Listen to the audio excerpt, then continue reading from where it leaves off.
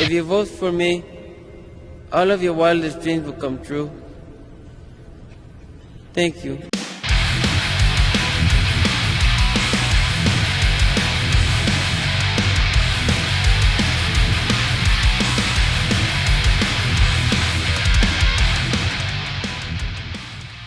All right.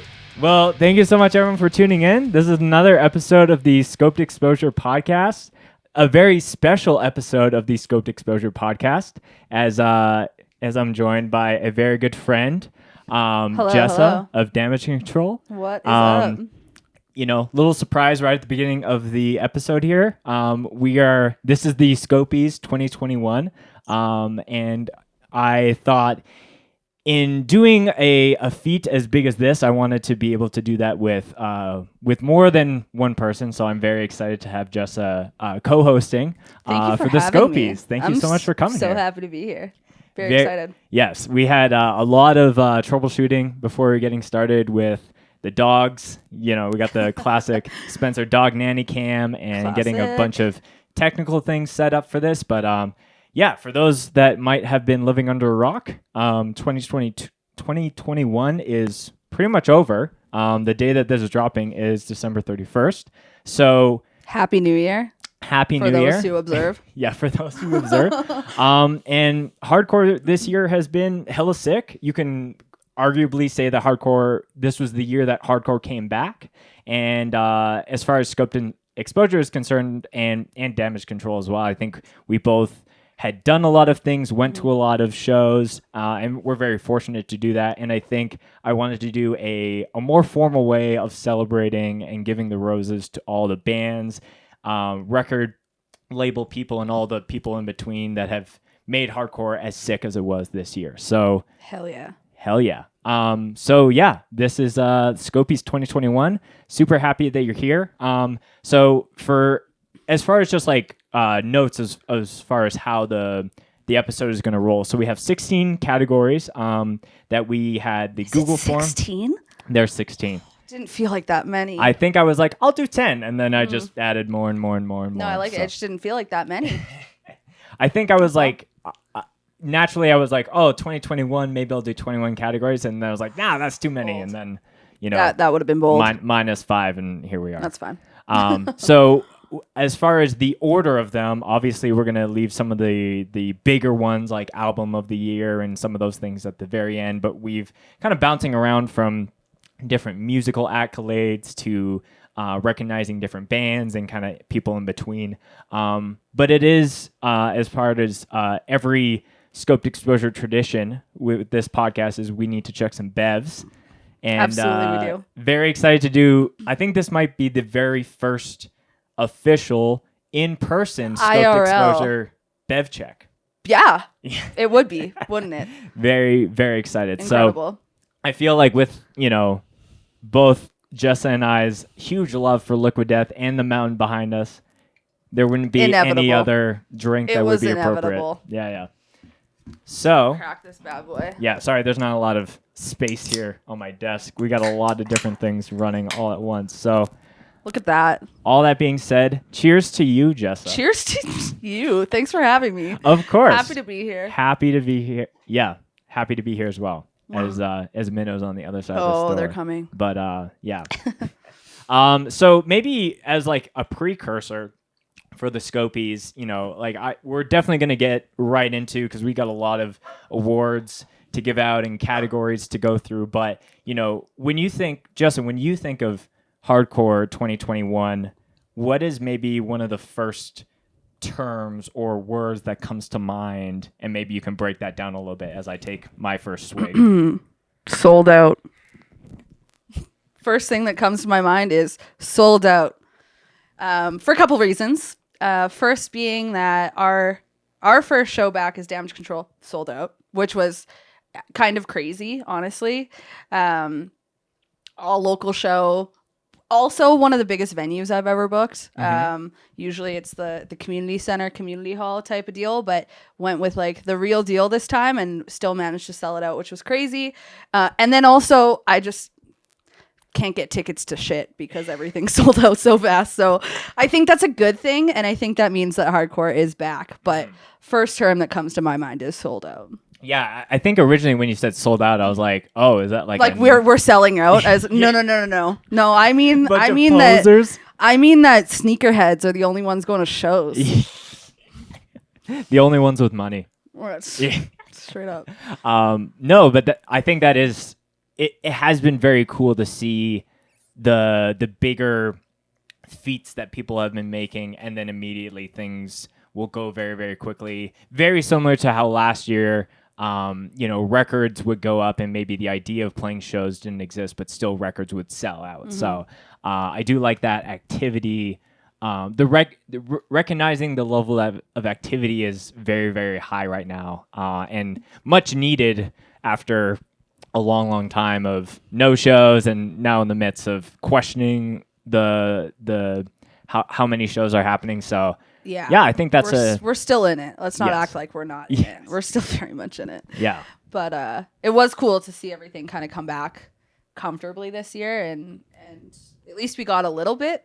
Got a good 6 months before she got crazy again. So yeah. And someone could be watching this in 5 years time or even a year's time as far as the end of 2022, but the bulk of people at least at the front are going to be listening for this. And yeah, I think it's no matter where you were in the world, I think you probably went to a sold out show of some I hope so. I hope everybody got a chance to go to one sold out. I know there's definitely still places in the world. I'm thinking about like friends in Australia who have just been through, like, maybe some of them just barely got to go to the one show that happened. Right. So I do hope that everybody that wanted to got to go to at least one show this year. Yeah. Yeah. And yeah, it's very funny that you say that, because I think my hope was for this year, I was like, I just want to go to one show. And so to look back and to see going to 2 American festivals with double digits worth of bands easily, and then a plethora of like local shows and different things like that, to me makes beginning of pandemic Spencer very, very happy, and like me you as well. Like I think going into that unknown, I was just happy to get anything, and I just wanted to put on one show. If I got to put on one show, I would have been happy, and I got 2. Yeah, so that's great. Fantastic. Yeah. If I had to think about one word or idea, as far as like to wrap up the year, don't think too hard. It's first thing that comes to your mind. I think hardcore 2021. I think there's just like a rejuvenating. There's just like a rejuvenation. Like a second wind almost. Yeah. Revival? Yeah. No. I don't feel good saying revival, actually. Yeah. That just implies something was dead. But I do certainly was not. I do think that everyone is coming into playing their first show back and putting out this new music with this new sense of like perspective, which is really, really cool to see. Bands are, realizing like, hey, life is crazy, so let's try and go out and tour. Let's write the craziest music. Let's play in as many bands as we can. And we've had so much music to chew on, especially this year alone, let alone 2020. So I think, maybe perspective is the word that I would choose. Yeah. So yeah. Very, very sick. I agree. So yeah, like without blabbing on for much longer, we can get into some of the actual awards that we're getting out. So let's go. Just a quick reminder: we had the form fill out.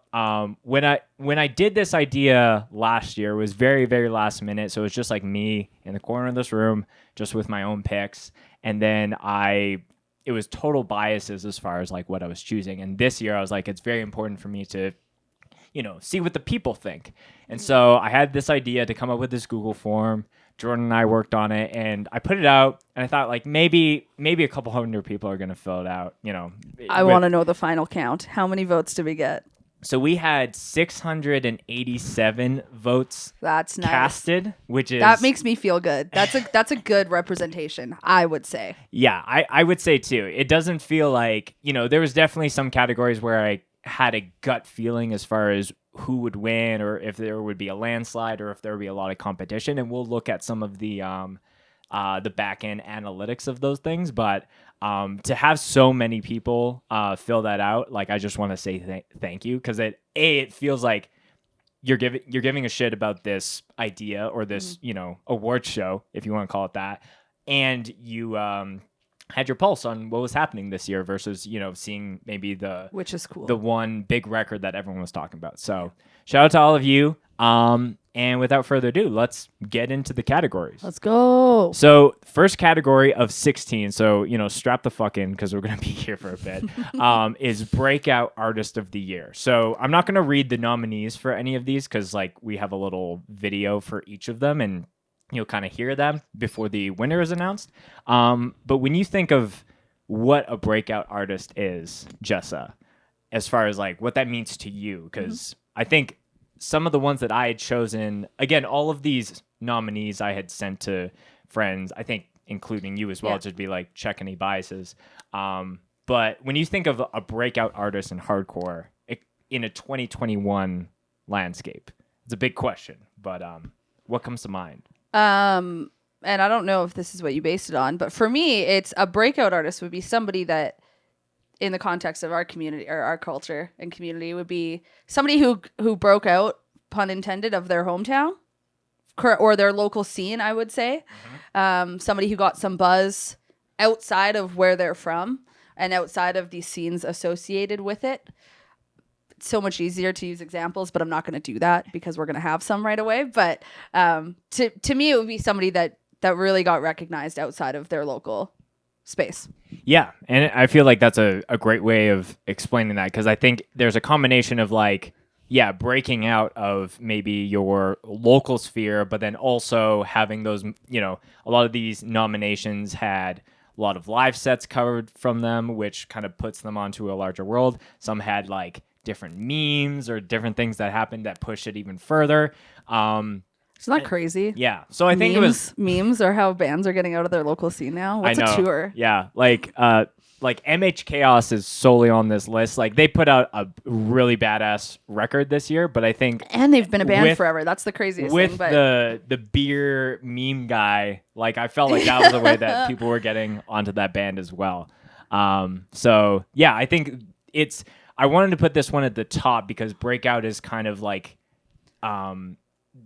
it's a great starter one to kind of entice everyone who is early on the episode, and there's a lot of factors that go in should there. we make it clear it's not length of a band? I want sometimes when you see breakout artists, it's they released their first album or whatever, and I think in our context, correct me if I'm wrong, it's not that, right? No, because I know some of the bands that are on this list have, and I want to recognize, I know you've been bands for a very long time. Okay. Yes. Yeah. Absolutely. So I think let's make sure we lead with that as well. Because there's definitely some bands that had their debut of touring and playing some of those things, and maybe they put out their first release in 2020 when that wasn't a reality. But yeah, that's a great point, Jessa, is that some of these bands have been around the block, a couple of years already. It was just this year specifically with either a certain release or the amount of touring that they were doing or a bunch of things in between that kind of really put the spotlight on them.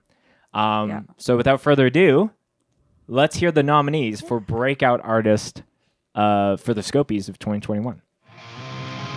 The Scopies nominees for Breakout Artist of the Year are Body Box, Military Gun, Kudos, Ingrown, 200 Stab Wounds, Scowl, Age of Apocalypse, Mouth for War, Zulu, There's a lot in this category. War Brigade, descended and MH Chaos.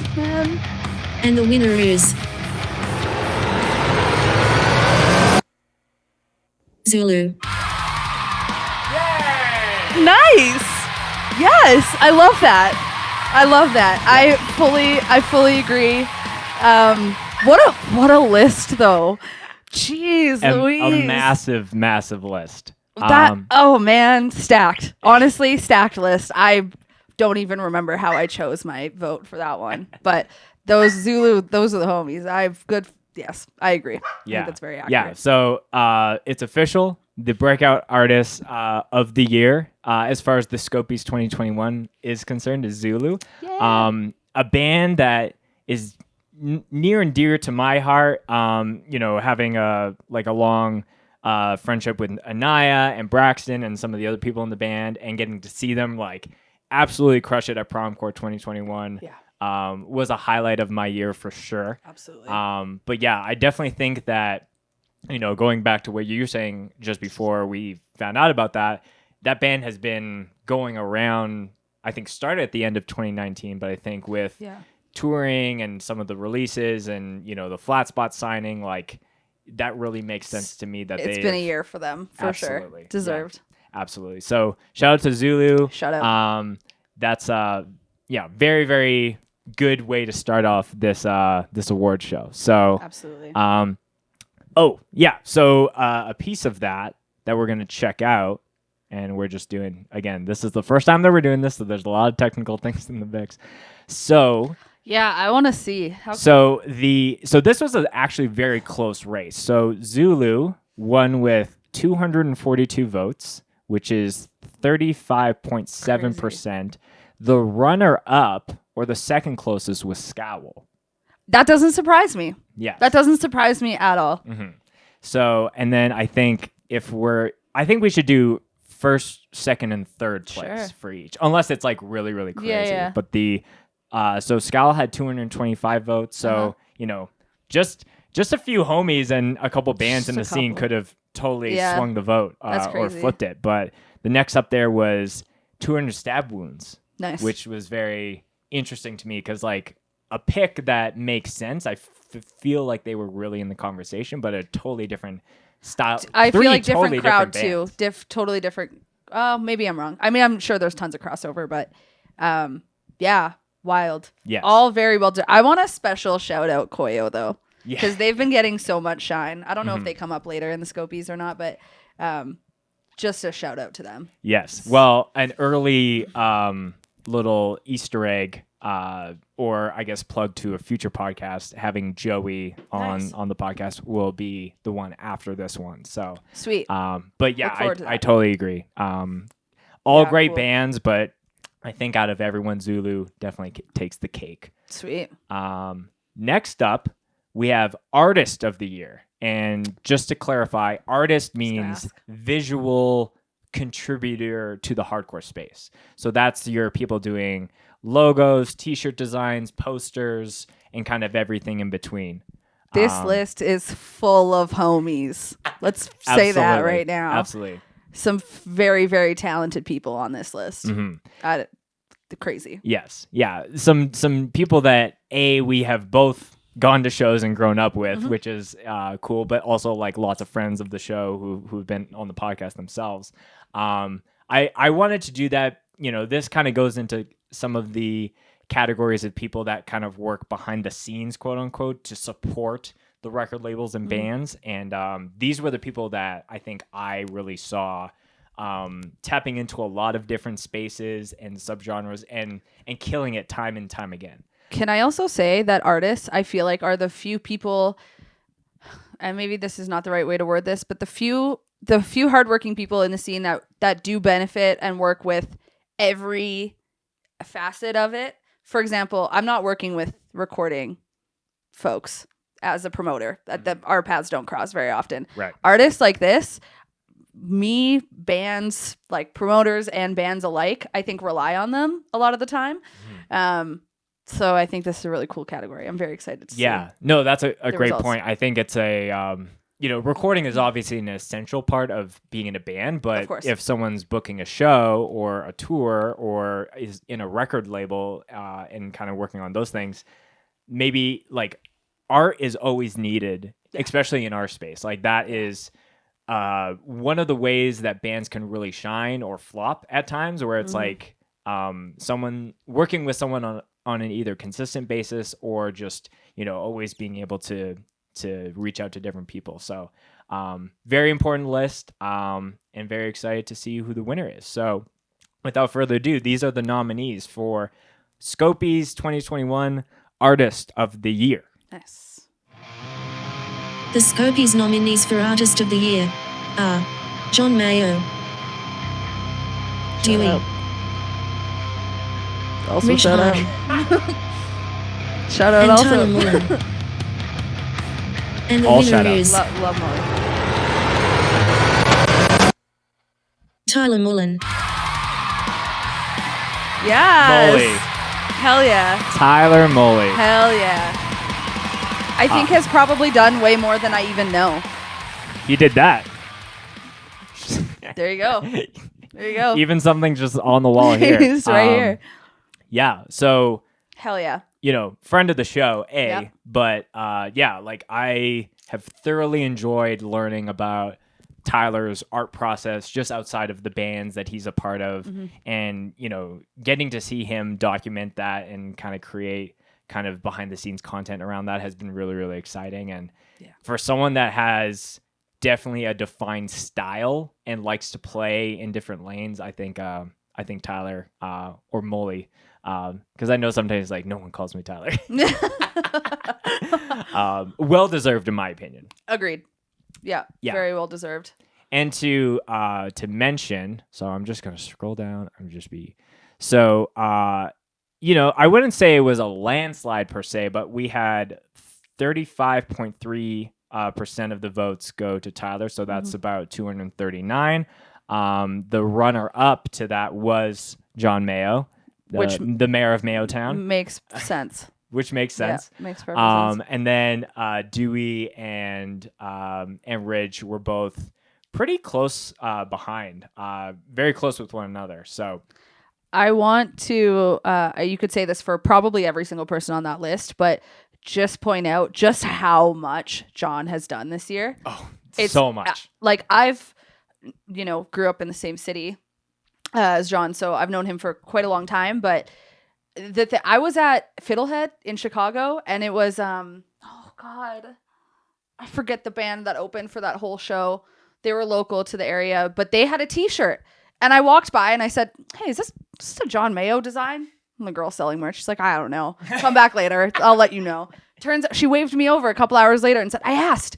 It is that John Mayo guy. So he's on stuff I didn't even expect. I just see it in the wild.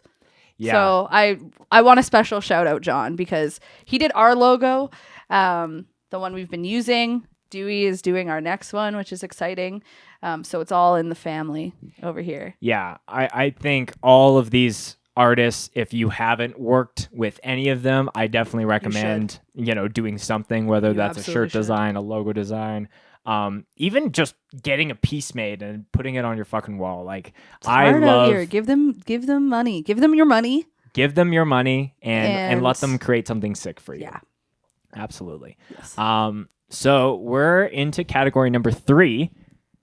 Demo of the year. So we've featured This a is such a band. hard one. We've featured someone more behind the scenes, and now this is our first actual music Scopie that we're giving out. So obviously a lot of like sick demos that came out. A very it's always that thing, and I think the picks that I made for this were ones that weren't solely based off the listens per se, but as far as the demographic of like where that band was geographically located. Yeah, not demographic, but Geographically. Geographically wise, where that band was, how many people were talking about it, and what bands took that demo and actually used that as the springboard to their, band's career in a very non-traditional hardcore world. Yeah. Yeah. Can I say that my demo of the year is not on this list? Oh, So I'm going to shout it out please. because you invited me on, so I'm going to do that. I'm allowed to shout out. I need to shout out Witness Chamber from Boise, because that demo, hands down, one of my favorite demos that's come out. And I'm not even straight edge. Shout out Boise straight edge, because I'm not even straight edge, and I love that shit. It's very good. They're not on this list, and they are in my heart. That's Yes. all I want to say. I will say that we're going to look at the back end of this, but there was a lot of people that did vote for Witness Shaper because all of the categories we had an other section. We right? had an other section for everything. So I knew I wasn't alone. in I that. knew that people wouldn't necessarily there wouldn't be a swarm of people that would overtake it. It's also impossible to narrow this list down in a year like 2021. I'm just going to say that. Yeah, I will say It that was a with feat. all of this stuff, this is all like we got a lot of people voting on it, but there naturally was like things where I might have missed things. Yeah. So I wouldn't say the Scopies is perfect, but I think it's pretty on. Yeah. I think. I would say so. I think. Should we hear them? Yes, let's hear them. 'em. So let's hear the nominees for Demo of the Year. The Scopies nominees for Demo of the Year are Force of Denial, Spaced, All Due Respect, Law of Power, and Slug. All And the sick. winner is Law of Power. Yeah! Yes. We Are the Hounds is a track. Yeah. Damn. Yeah. Deserved. Honestly, that popped off. They've Yes. played, I don't know how many. I think at least a handful of shows in LA this year. Mhm. I wish I could have been at any of them. Definitely one of those newer like LA. They're from LA. I believe, yeah. That southern- if not they're a greater, new the greater Southern LA area California- to us Canadians. It's, Yes. Yeah. They're a new Southern California band that I think a lot of people are talking about. A lot of people are really excited about for, more and more shows. Have been on like a lot of like different festivals. Like I think they played for the children. Yeah. I would assume So a lot of buzz. I will say, and we're gonna go into the analytics here. This was a close race. Very, Interesting. very What? close. And I'll tell you how close. So, you see that? So, Law of Power Oh, shit. had 168 votes, Uh-huh. and the runner-up It's like a three-way was tie. Slug with 151. That doesn't surprise me. It was very, very, very close. And then that not All not Due too far Respect? behind is All Due Respect Yeah. with 137. Which so they're all great demos. That whole this list this was pie chart is 24.8 to 22.3 and then 20.2. yeah, So that's crazy. again, That's a close one. it all could have been just a couple homies bands to help sway. But that's why I'm saying your vote matters because could have changed the tides. Absolutely. What Law of Power. If you haven't listened to that demo yet, what are you doing? Yes, I think you have to. aesthetically how the artwork and it's a perfect match as far as the whole aesthetic of the band. So so thank you everyone. Shout out to Law of Power for having a badass demo. Who wasn't up there that I kind of thought would get more attention was Force of Denial, and I found out about them through Mark for Life. And that Me was as well. a repeat for me as well. I did get a lot of messages from people thanking me for putting that on the nomination. So, Yeah. all of these are like very curated. So even if you were like, you're just getting into hardcore, this is kind of the list to kind of like go through and check out Yeah. a bunch of new shit. I think it's a good snapshot so far of this year. What Yeah. it's been. So next up. So let me preface this. So when we launched the list, I had We had some revision to Archivist- do. Yeah. Fixing your homework. after I've already turned it in. So we had Archivist of the Year. So for me, the term archivist is someone who, documents shows with a camera, and that could be through video or photo. And quickly realizing that I should probably split it up, so have videographers and photographers in separate buckets. If anything, just because there's so many. Yes. There's so many talented archivists, if we're going to group both photographers and videographers together in that way. It makes sense to split them up because there's so many talented people that I think it makes sense. Yes. Yeah. And so it was a crucial oversight, and then I quickly kind of changed things and wanted to make sure that we could highlight the people that really went out of their way to document the return of a lot of the bigger shows that happen and the smaller ones as well. So first up is going to be the photographers. Let's hear the nominees. Let's go. The Scopies nominees for Photographer of the Year are Gabe Becerra, Todd Pollock, Chrissy Salinas, Zach Zavala, and Eric Easterday. And the winner is...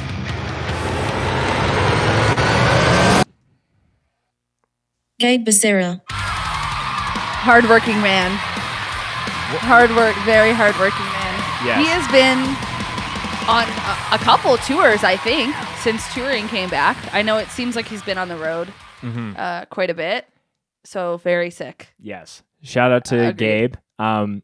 What's funny is Gabe was one of the people that recommended that I split it up, and then he ended up winning the photographer category. I wouldn't say that's rigged by any means, I'm but sure I he just think still it's would have won, even if it was still totally. videographers. Yeah, I've been a big fan of Gabe, like since like even before starting Scoped Exposure. There's a very, very old interview with Gabe. He came on the podcast a long OG time ago. interviews. Definitely been wanting to have like a more proper one, a proper follow-up one. But yeah, someone that I knew when the pandemic hit, and as soon as shows and tours were starting to come back, I wanted to see that man working and getting out there, and that's exactly what happened.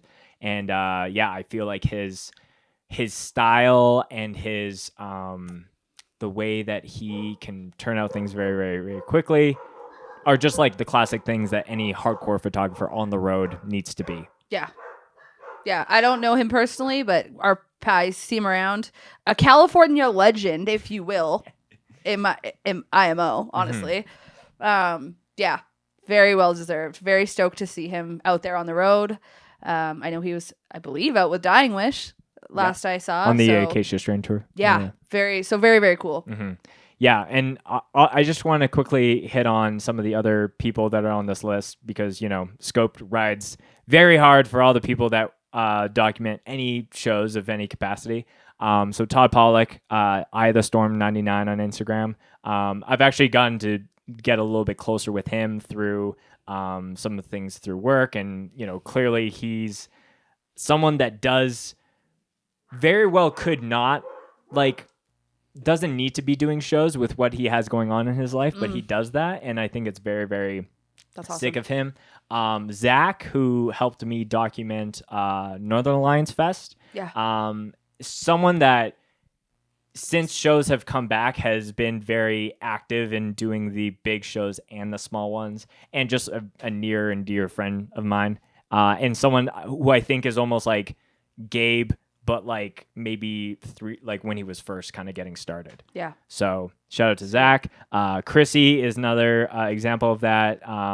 She's been very, going out on the road with Scow and Zulu and a lot of those bands. And again, is one of those kind of people that are getting out there. And then Eric Easterday is it's kind of when you buy a new Pokemon game and there's two legendaries. I don't. Just literally, I don't. I do not, but I can imagine. Usually, there's two of the god. I'm gonna try and break this down very understandable for you. So there's two god-like Pokemon, and there's one for one game and one for the other game. And I feel when it comes to hardcore photography, Gabe and Eric are the two content photo Pokemon gods. Yeah. This is Eric got into music videos. Yes. I believe. As well, which was very well done. So great job. Honestly, really just cool to see people within hardcore also growing and branching out as artists in that way, but still within the community. I think is really, really sweet to see, rather than watching people grow up and just go do something, maybe for a big brand or whatever. It's really cool to see that all stay within the culture. Which is awesome. Eric honestly could have been on both the photographer and the videographer list, but I think gotta pick and choose some of those things. So shout out to Gabe. I respect you, and I just am really inspired by your hustle and your drive. So good job calling me out and saying you need a photographer category, not a purely camera person one. Next up, to kind of have the A and B to this camera section of the Scopies is Videographer of the Year. So Can I just say, please. maybe hot take, you didn't need to, but props for leaving yourself out of this. I don't know how else to say that. I just want to recognize that I don't know whose decision that was. If it was me involved from the beginning, I probably would have made you put yourself in there. I get where the bias might come from, but honestly, like, I really want to take a second to appreciate everything that you have done this year, because though you're not on this list, I think that to a lot of people, particularly our scene and the people that we've been spending time with this year, like, your work has made a very, very large dent in a lot of people's hearts, if you want to call it that. Thanks for saying that here. Yeah, you're no, seriously, he didn't put me up to this. I really want to take a second to recognize everything that you've done, because it's been very, very cool to be a part of it and to see that. And I think that even though you're not on this list, I think you deserve to be there. So, I appreciate that. I was going through the memories. I'm not sure through Instagram or something, but seeing the photo that you took of me after prom corps was over and just being like laying on the stage, just defeated. I wasn't even filming the whole thing, and I could not make it through the weekend. I was dead, and I wasn't even doing stuff the whole time. I was drinking double gin and crayons and listening to music, maybe moshing a bit, and I was exhausted. So I can't not imagine. Yeah, it took a couple weeks to recover wrist wise for that. Yeah. But yeah, like I think there was some of that, but again, I wanted to be able to feature some of the other people that were documenting a lot of really key kind of, first shows back. And some people that I also want to give some highlights. Like, maybe they're not the quote unquote winners of this award, but I want to give them a little bit of a spotlight as well. Yeah. Because I think a lot of people will only think of maybe one or two quote unquote channels when it comes to people who document on a very consistent basis. And I hope that at the end of this pandemic, now that we've been through so much of it, I hope that especially the people who didn't quite see the value in what you do, documenting live shows after not having shows, sees the value in that the way that the rest of us have. Because I can only speak for myself, but I have heard it from many, many, many people that if it were not for live show videos through the pandemic, I don't know if half of us would still be here. Yeah. I really don't. I think that the live setting of hardcore is so important, at least to me, especially. And I think a lot of people would agree with that having those videos to look back on, especially in the absence or when it's, not safe to be able to travel across the world for something or whatever. I know there's I have a lot of friends that I've met in North America who are not from North America at all, who have spent a lot of times just watching videos. Yeah. To feel connected still, and I think it's very important. So yeah, and you're definitely preaching to the choir as far as me knowing the value and just what can be utilized from documenting properly a good set of a band. And it's a hill that I will forever die on, as far as like knowing like the perfect recipe is like a band plays a great set. There's a great response from the crowd or the scene or wherever they're playing, and there's a proper video of that. There are so many examples where that has taken a band from here all the way to the top. Yeah. And I appreciate all the nice things you said. And I think that, going into 2022, there's still a lot of unknowns, but I think being able to capture a lot of the borderline celebratory moments for a lot of these bands and scenes warms my heart and makes me very proud to do what I do. Yeah. So without further ado, here are the nominees for Videographer of the Year, Scopies 2021 style. The Scopies nominees for Videographer of the Year are Feed First Productions, David Tan, 856, Ivan Alejandro, and 197 Media. And the winner is 856. Knew it. It was borderline guarantee. Is there anything we can even say? I ran into Sonny in Chicago at the beginning of November, and it was the first time I had seen him since the pandemic, and just so lovely to see him doing his work. What can even be said that hasn't already been said about Sonny and Hate 56? Truly. Yes. It's very hard. There's the dogs just cheering for Sonny in the back. Loving it. You're talking about Sonny? Yeah.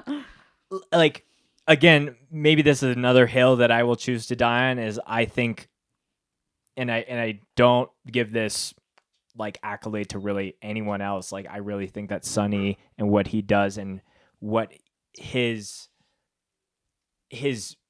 mission of what he does is one of the most, I would say, top 5 most important things in hardcore in general, of all time. Mm-hmm. And I really think that how he carries himself and really doesn't let anyone stop him or slow him down, and really just is unapologetically himself, I think is so sick. And as far as all the stuff that he has done this year with traveling, I felt like the year before the pandemic hit, he was doing a lot of traveling to big shows, but getting to see him go and cover really small scenes, I thought was very, very cool. Again, 200 Stab Wounds was one of those breakout bands that we were kind of talking about.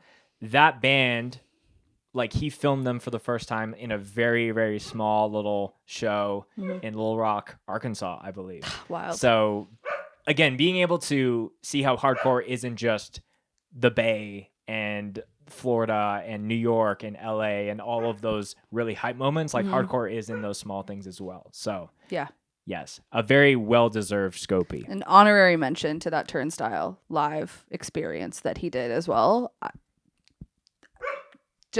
Just incredible. I'm speechless. It's very, very good. Yes. And all the people as well, very, very hardworking individuals as well. Steven, friend of the show, 197 Media. The homie. Holding it down for California, in my opinion. Feed First Productions, I guess had the first 2021 live set uploaded on the internet as far as the Madball show in New York. Yep. So shout out to them. And obviously filming a lot of other really great shows as well. Mm-hmm. David Tan, the European GOAT, in my opinion, when it comes to filming hardcore over Found the a sea. lot of bands through that man. Yes. Sure. Yeah. Had a lot of long conversations about how they deal with COVID and all those things. And then the last person that I wanted to highlight, Ivan, someone that I had met at Northern Lights as well, but someone that he has the same drive that I see Sonny has when it comes to filming shows. Yeah. But he's doing it in his own way. And the amount of sets that I see that dude uploading, it puts me in check of what it actually means to document hardcore in a full capacity. So I definitely wanted to put him on the list, but with Peace and Love, I knew if Sonny was an option, he was gonna take the cake. And when I say take the cake, I mean 69 the whole thing. percent of people voted for Sonny, which was 468. Which I think is a really great representation of what he does with his work. Absolutely. He's very much a spear. What do they call it? A spearheader? He spearheads. Spearheads things. Visionary. Visionary. Yes. That's the one. Yeah. Next up on the docket, we have collaboration of the year. And is this features?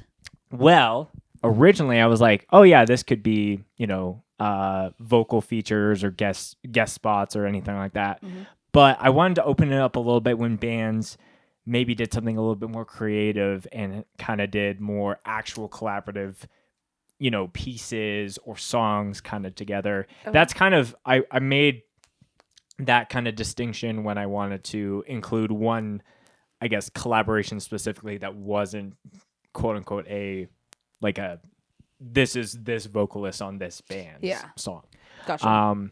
So definitely one of the necessary things when it comes to exposing people to other. It's like the soft way of doing a split almost. You're just like kind of bringing on a friend to sing a couple lines or do something like that.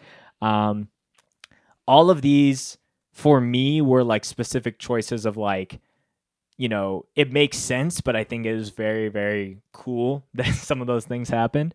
When you think of collaborations, Jessa, do all these on this list to you make sense? Yeah. Okay. I think it's something that we're seeing more this year than we have at least in recent years. I don't want to say ever. I feel like that's not true, but in recent years, I think it's something that has maybe been happening more because of the pandemic. Maybe there's less collaboration in a sense of doing cool shit with your friends. There's less of that when you don't have tours to go on with your friends and shows to play with your friends. So I think that this has been a really cool way that we've seen a lot of really great bands actually just get their friends in on the cool shit that they're doing. Yeah. So and one of my favorite things is when there is a collaboration like this, getting to see that live for the very first time is like so special. There's still me. a couple I'm waiting to see live that yes, I'm just hopeful comes sooner in the year than later. Yeah, but I think, you know, bands being able to plan that, you know, not like you do one thing and that means you have to do like everything with that person forever. Yeah. But I do think that it is cool to, you know, a collaboration that happened. I thought that was very impactful. That happened last year was definitely with the inclusion with Dying Wish and Knocked Loose being on each other's albums and getting to see Brian do that live at a Dying Wish show at Chain Reaction. So, you know, a lot of the ones that are going to be listed here, I hope to see that the next time I get to see some of these bands. I hope so. So without further ado, these are the Scopie nominees for Collaboration of the Year. The Scopies nominees for Best Collaboration of the Year are Wrist Meet Razor featuring Isaac of Knocked Loose, Spirit Box featuring Sam of Architects, These Streets featuring Lil B, Dev featuring Patrick Movements, and See You Space Cowboy and If I Die First. And the winner is Dev featuring Patrick of Movements. Nice.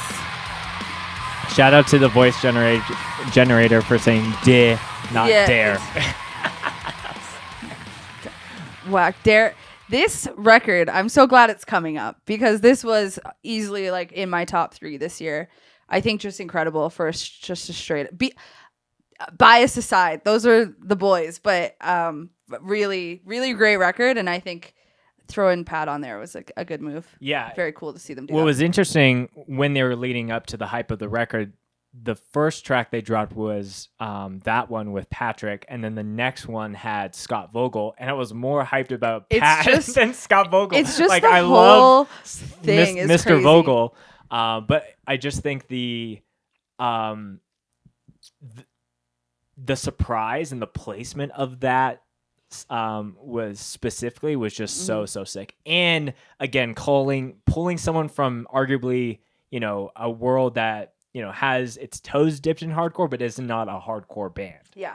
So yeah, a lot of really great, you know, collaborations as well on this list. You know, when I was mentioning as far as like opening up like the See You Space Cowboy and If I Die First kind of collab song that they did, I was like, why have more bands not done this? I thought it was very, very cool. So that's why I kind of like broadened it so collaboration wasn't just vocals specifically. I really loved that Lil B, These Streets collab. I'm just going to say that. Yeah, take a fucking chance. Love to see it. Shout out to These Streets. But, you know, as far as it was pretty overwhelming. A lot of the same as far as like votes for everything else, but Dare featuring Movements was 220 people collectively agreed. So shout out to Dare, shout out to Movements. Shout out. Definitely what we were talking about earlier, one of those live features that I don't think has happened yet, but no, really? Yeah. You know, I just feel like Dare's been so busy. That's yes. crazy. That'll be exciting when it does happen. Somebody correct us if I'm wrong. Yes. That just like seems crazy to me. But So next up, we have another music Scopie to hand out. We have Best Single of the Year. So to clarify, a lot of the choices on here I knew were like standalone songs, at least by 2021 end. Because, you know, a band could be like, here's a single, and then it's a part of a record. So I excluded any of those that ended up, you know, getting onto the full LP or EP, just to, again, be like, well, that is a contributor to a different Scopie entirely. This is to feature standalone songs and that stood on their feet on their own. do you think we're seeing more singles in hardcore in 2021? I just don't know if it's maybe my perspective.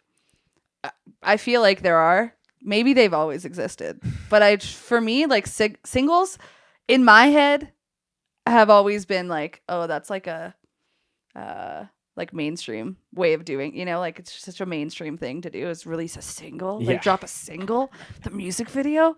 That's so crazy. But like and again, I could totally be wrong. I feel like I've seen more singles, or at least I've been paying attention to more singles than I normally do. Sure. Maybe just to keep the ball rolling. I don't know. Yeah, I feel like I think it's a lot more common for a band.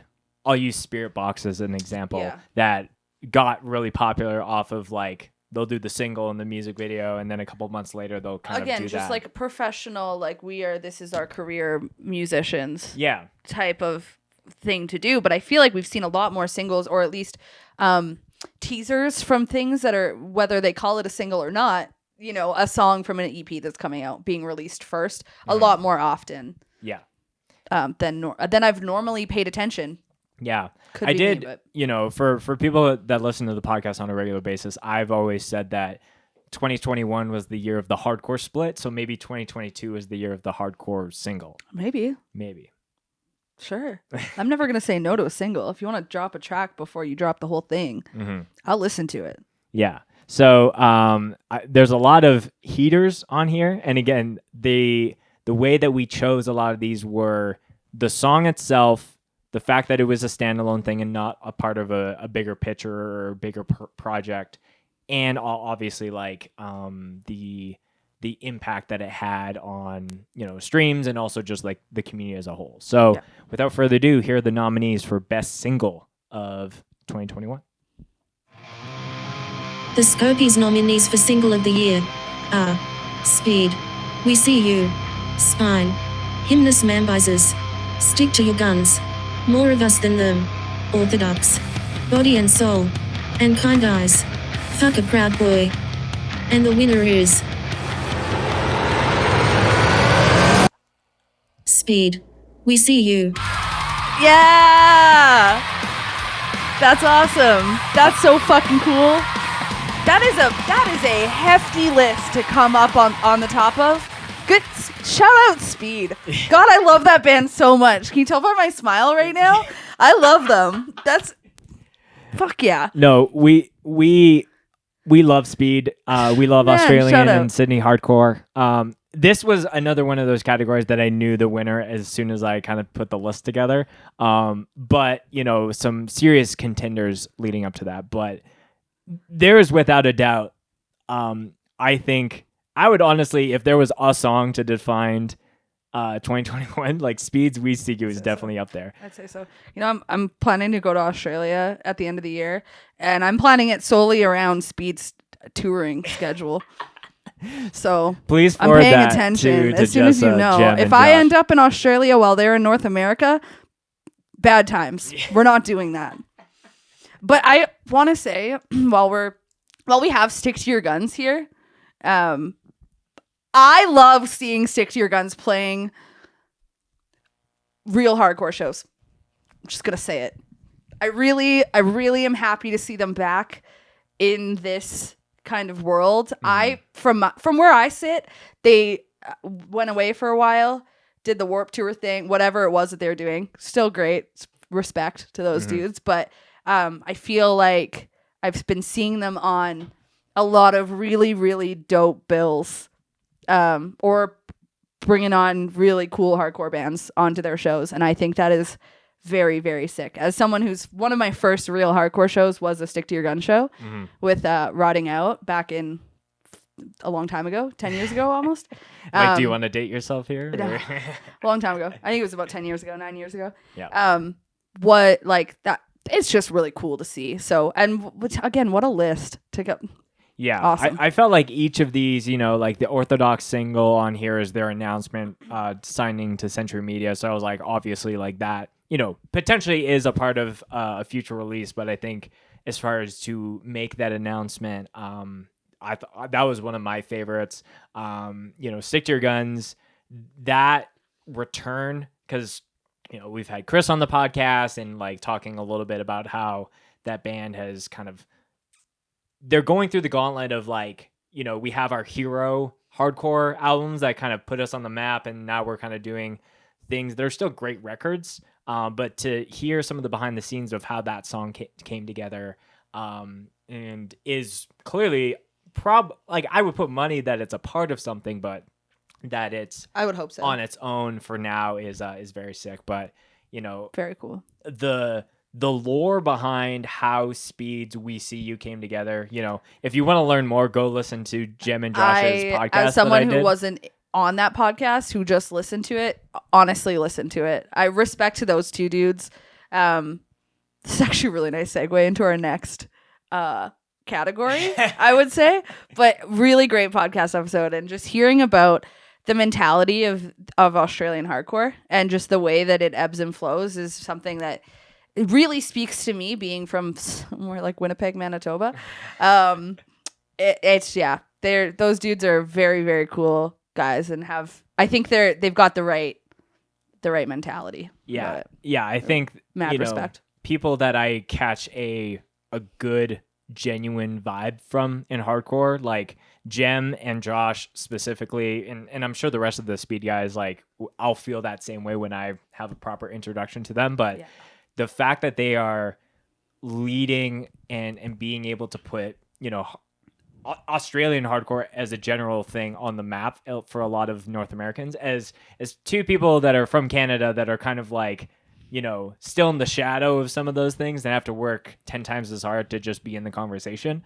I think it is so cool for them to be creating badass music and getting the recognition that they deserve, and, you know, starting to build that conversation for other Australian hardcore bands, because, you know, I've found out about so many great bands through Speed, and I think that is needed for the scenes that are not within North America. I'm just gonna throw this out there. Please. Can we have a Canadian-Australian connection going? Speed? When you're ready. I would say it would be legendary. Holler. Let me know. Legends Let only. me know. Legends only. Bloody legend. You know, and to just prove just a little bit more as far as the landslide. Wow. 233 people voted for Single of the Year. That's awesome. That's very cool. You know, maybe there's we haven't really gone into like what some of the other you know, people what they were suggesting. But you know, obviously one of the ones that I first see up here is like Drain's Watch You Burn. So that was their debut song for when they signed to Epitaph. Pillows of Ivory is up there. Some of these you can't really go off of because people just wrote down like an entire EP or like a 2-song promo. So it's like, you know, we won't. Also, shout out to the person that just said none of these. Honestly, respect, I guess.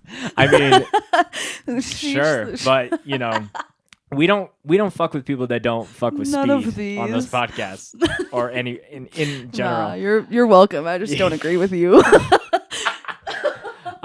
So speaking of podcasts, that's our next Scopie to hand out. You know, hardcore podcast has been something, you know, that we have been super active in, and I've gotten to see more people do more of that, and especially with half of the year being kind of like no show and then shows kind of coming back. Mm-hmm. It's essentially the thing that I doubled down on when we couldn't film shows, and I think it's being wildly embraced. and the different types of shows that people are doing. So I think we have a good lineup of the top people, in my opinion. I've been on this like whole zine conversation for a while. Just I want a zine revival. I want everyone to make a zine. Everyone from every scene. And I feel like podcasting, hardcore podcasts, are almost to this current generation of hardcore what the zine used to be. I think there's still a place for zines. I think they're very needed and valued, but I think that as far as their popularity and people that are just getting up and saying, this is how I'm going to contribute to hardcore, podcasting is that. Mm-hmm. And I love it. I'm a podcast person. Mm-hmm. I listen to more podcasts than I do music oftentimes, to be honest. Yeah. And I do think that, there's a good mix of people that kind of do, even the people that only do like interview based podcasts. Like I can see even just the list that we have here, the different styles of what people like to focus on. Some people like to get the whole like history and, the full context of that person and how they grew up. And some people like to only focus on like current events or different things like that. So some people just shoot the shit. And some people just shoot the shit, great. Which I love. So without further ado, here are the nominees for Best Podcast of 2021. The Scopies nominees for Podcast of the Year are Marked for Life, Forum of Passion, Axe to Grind, Forge Ahead, Jamie Ork Podcast, Scoped Exposure Podcast, and the winner is Scoped Exposure Podcast. Rigged. No, just kidding. I'm just kidding. It's over. No, I'm just kidding. That is very cool to see. I'm not surprised. All great podcasts, though. I will say that. Yes. Going back to what you were saying earlier. To go back to what you're saying of like me not putting myself down for like videographer of the year. I think when I was where you chose to sit. Yeah. And I originally didn't have myself on this. And I think when I was sending it to some friends of mine, they were like, no, you should be on this. And, I'm sure there's a bunch of people that are trying to scratch my back and, make me feel like I did a good job with the podcast this year. But I think it's very humbling to even be considered a top. I would also say, arguably, as somebody who's been like cranking out episodes, dude. What did you do? 3 a week? Like when things were really down bad? Yeah. There was like 3-4 podcasts, 2 or 3 at least. For sure 2. I think there were some weeks where I was just a little stir crazy and did Which 3. is crazy. Like that's awesome. Mm-hmm. So I think even that alone in sheer volume, you have a place on this list. And I'm very, very stoked and happy to be on it. Yeah. Yeah. And I think that there's, I think, pulling things back a little bit when shows were reintroduced and then really realizing that like, I like this is a big outlet for me personally, not only just for hardcore, but just personally, just being able to, spend time with people, get to learn different things and perspectives. So, right now we're only doing 1 a week and I miss doing 2 a week and some of those things. And there's some plans in 2022 to actually do, 2 a week coming up with not only like more episodes, but more types of shows. So that's a little tease to something down the corner. But yeah, I'm very, very, I'm very excited. And just, again, very humbled and grateful for anyone to consider us even just a top podcast, let alone one of the best of the year. If I had to pass the mantle as far as like, that was not a good acceptance speech. If I was to give that to someone else, honestly, I think Marked for Life should be the top episode of the year.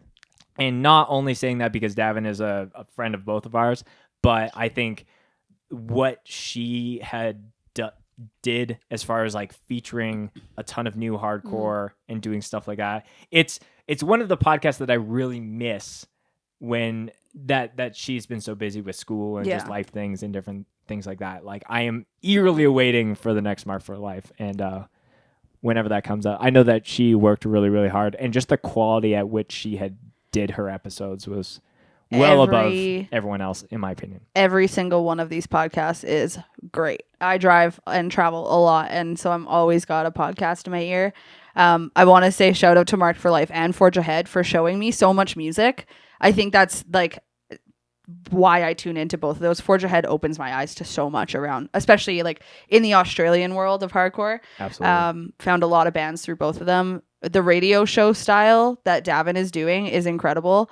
And I just, somebody that has missed just meeting new people and talking about hardcore is like probably one of the biggest things I missed, not having shows. And one of my favorite parts about going to shows and going to fests. So being able to listen to, you know, people like Ace and Jamie and the dudes of Axe to Grind just talk about hardcore and just talk about people's places in hardcore has been really, really awesome. Yeah. For me. And again, like I tried to only have the album of the year be the long list. So there's, you know, even other friends like Justin Inside or the Getting It Out podcast that maybe didn't make it this year. But honestly, if you're listening to the Scope Exposure podcast and you like hardcore, you should definitely go check out the other shows that are listed here and go down the rabbit hole because there's a lot of really great stuff to chew on. We've talked about her a lot, but if you're not a podcast person the way that I am and you just like listening to new music, Davin's podcast is perfect for you. Yeah. There's very little, as much as we love it, I would love for her to talk a lot more, but it is music centric and you are listening to music. It's just in an order curated by her. Yes. And she's got great taste. So yeah. Absolutely. And we can't wait for the next Mark for Light episode. Excited. So we are halfway through the list, you know, over an hour in. So, you know, we got, you know, this is the back half, but arguably the better half because now we're getting into a lot of the like the music that stuff. Really went like head to head. Yeah. So yeah, there's a lot of music, but there's also a lot of like other big conversation pieces. So for sure. The next piece or next category that we're going to hit is best music video. This was a very crucial. I want to say the same thing I said for singles. Is this a new thing? Because I know if you are one of those people that goes back and listens to that podcast episode with Jam and Josh, I feel like we have similar idea where it's just like hardcore music video. Honestly, in my head, the first thing I think, not when I'm watching them, no offense, I think, oh, that's kind of corny. Who does that's a mainstream thing. Why are we doing that? But honestly, so good. So sick every time. Yes. And you know, I think I'm on the opposite side of the coin where it's like I grew up in the YouTube algorithm and my dog's trying to open the door. We don't even have a barking dog now. We have a dog trying to open the door. I grew up in the YouTube algorithm where you would like go down the rabbit hole of like watching Slipknot and then you go to Disturbed and then you go to Avenged Sevenfold and then I listened to rap until I was 16. I wasn't allowed to watch music videos. Yeah. I just watched the spooky scary ones, not just the girls with There's just a lot of girls on cars. a lot of girls in cars. But as far as music videos are concerned, I think it is a very it's almost like if it's not a live set, it's a music video, and I think the same effect can happen for a band. You know, right place, right song, right video, and at the right time. Yeah, and then it's kind of into that. So I'm just wondering if we need to maybe hit in the sound. We have a backup for the. We have a backup plan. Yeah. The Apple Watch. They'll eventually stop. Yeah. This is also the year of the dog interrupting the podcast. Just embrace it at this point. I feel like most people listening love dogs.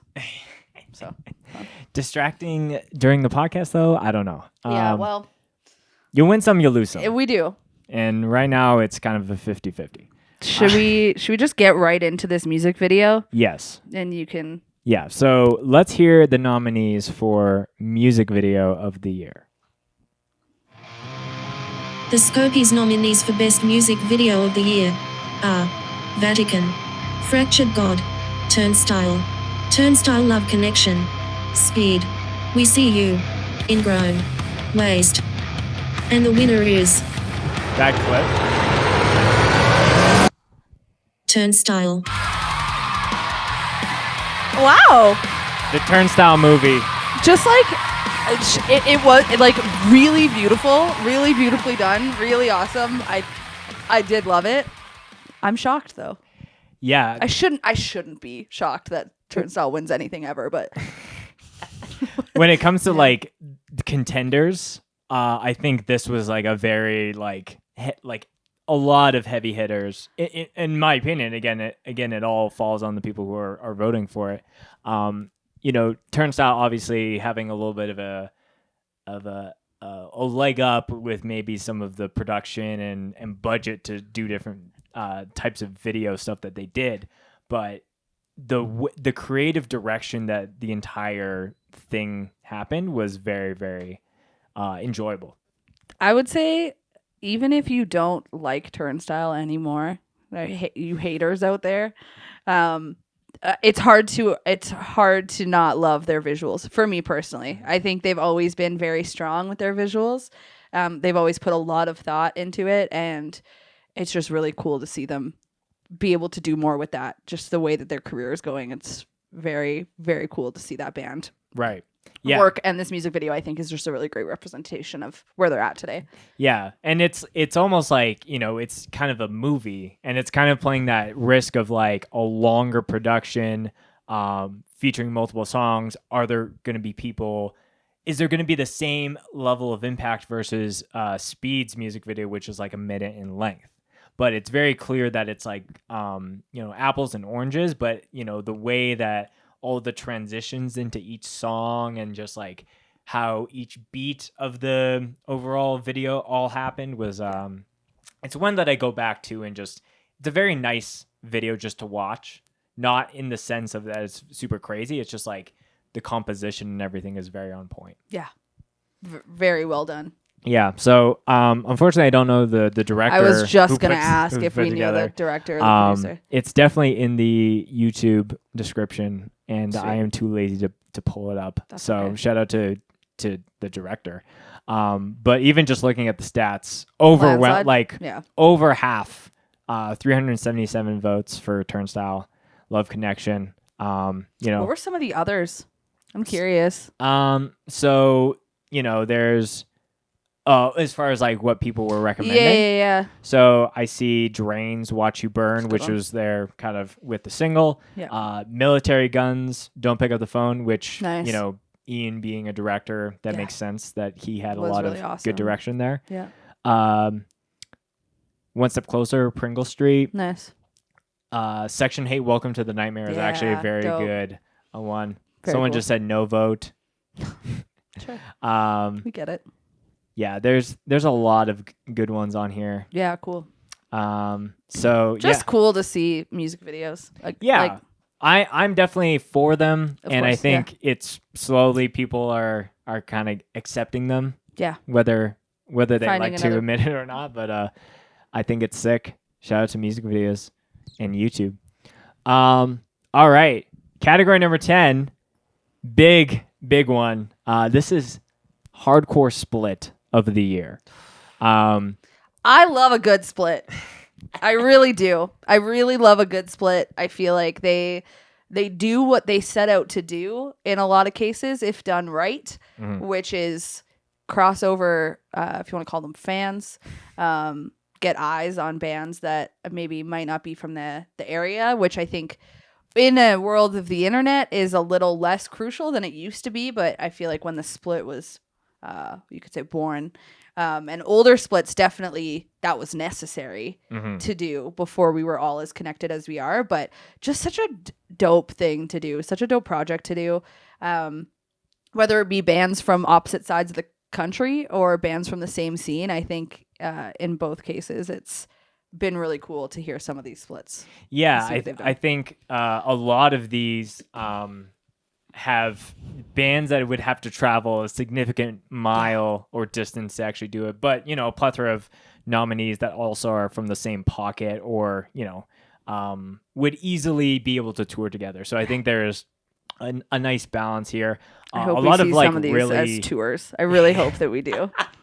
yeah. Selfishly. And like I said a little earlier, I really think 2021 was the year of the hardcore split because I think over half of these were released before April. Like it was Yeah. just wild to see things coming out so quickly. And I think that was the thing that people were strategizing with, like, okay, we're going into this next year, things are still in the unknown. Let's at least do a split versus, you know, an entire album or an EP. Also, it's hard times out there. Share the resources, honestly, at the end of the day.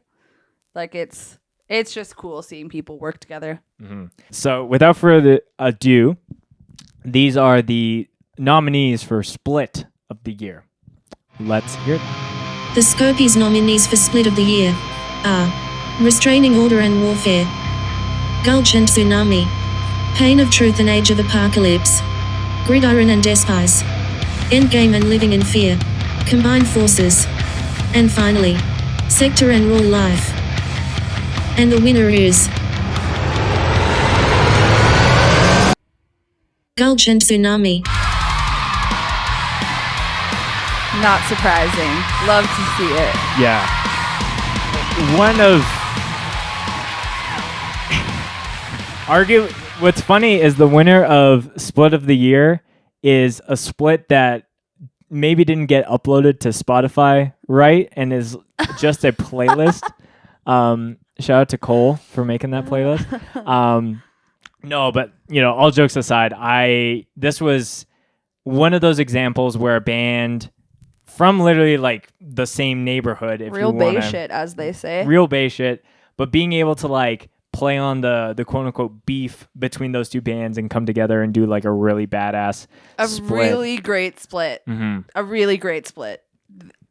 Though both of those bands and their reputations aside, great split. And like a lot of you know, just looking at the analytics, and having a lot of competition for Tsunami and Gulch to go up against. It's a great list. I really loved the Pain of Truth, Age of Apocalypse. Yeah. Apocalypse split. Apocalypse. Yeah. That was a really good one. What was that? Second So Gulch and runner-up? Tsunami had 386 votes, and the closest to, you know, coming in second was Pain of Truth and Age of Apocalypse at 213. So all the sick things when it comes to the split, but clearly the Gulch and Tsunami hype is, you know, pays off. Listen, when it comes together and morphs. this list is fantastic. I listened to a split yesterday for the first time that I really hate is not on this list, but it just recently came out. And it's the Pillars of Ivory Wicca Phase split that came out, I believe, 2 weeks ago, sometime in December. And I always have this beef with things that come out in December because they get left off of all of these, you know, end of year lists and things like that. I need to special shout for my own personal. Marty agrees with me. Do you hear him? Yes.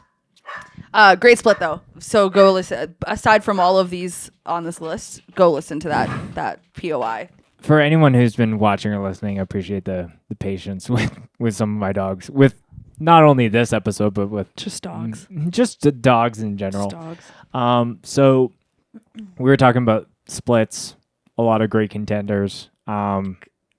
It's Oh yeah, I had just gone on a whole rant about POI, so I no, feel like and that was one that kind of snuck under my radar because it's so good. Pillars of Ivory is like one of those bands that just like drops like a demo, but it's a song and it confuses me.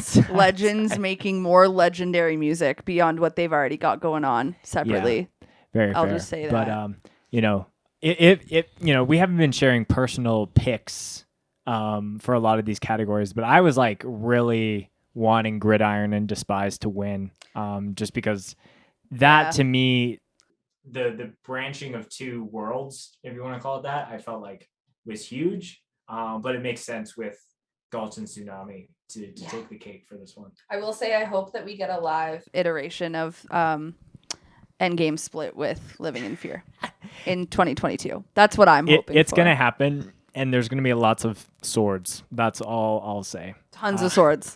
Tons of swords. Yeah. You're just going to see me in the pit with this fucking thing lit up, just like everyone's ducking.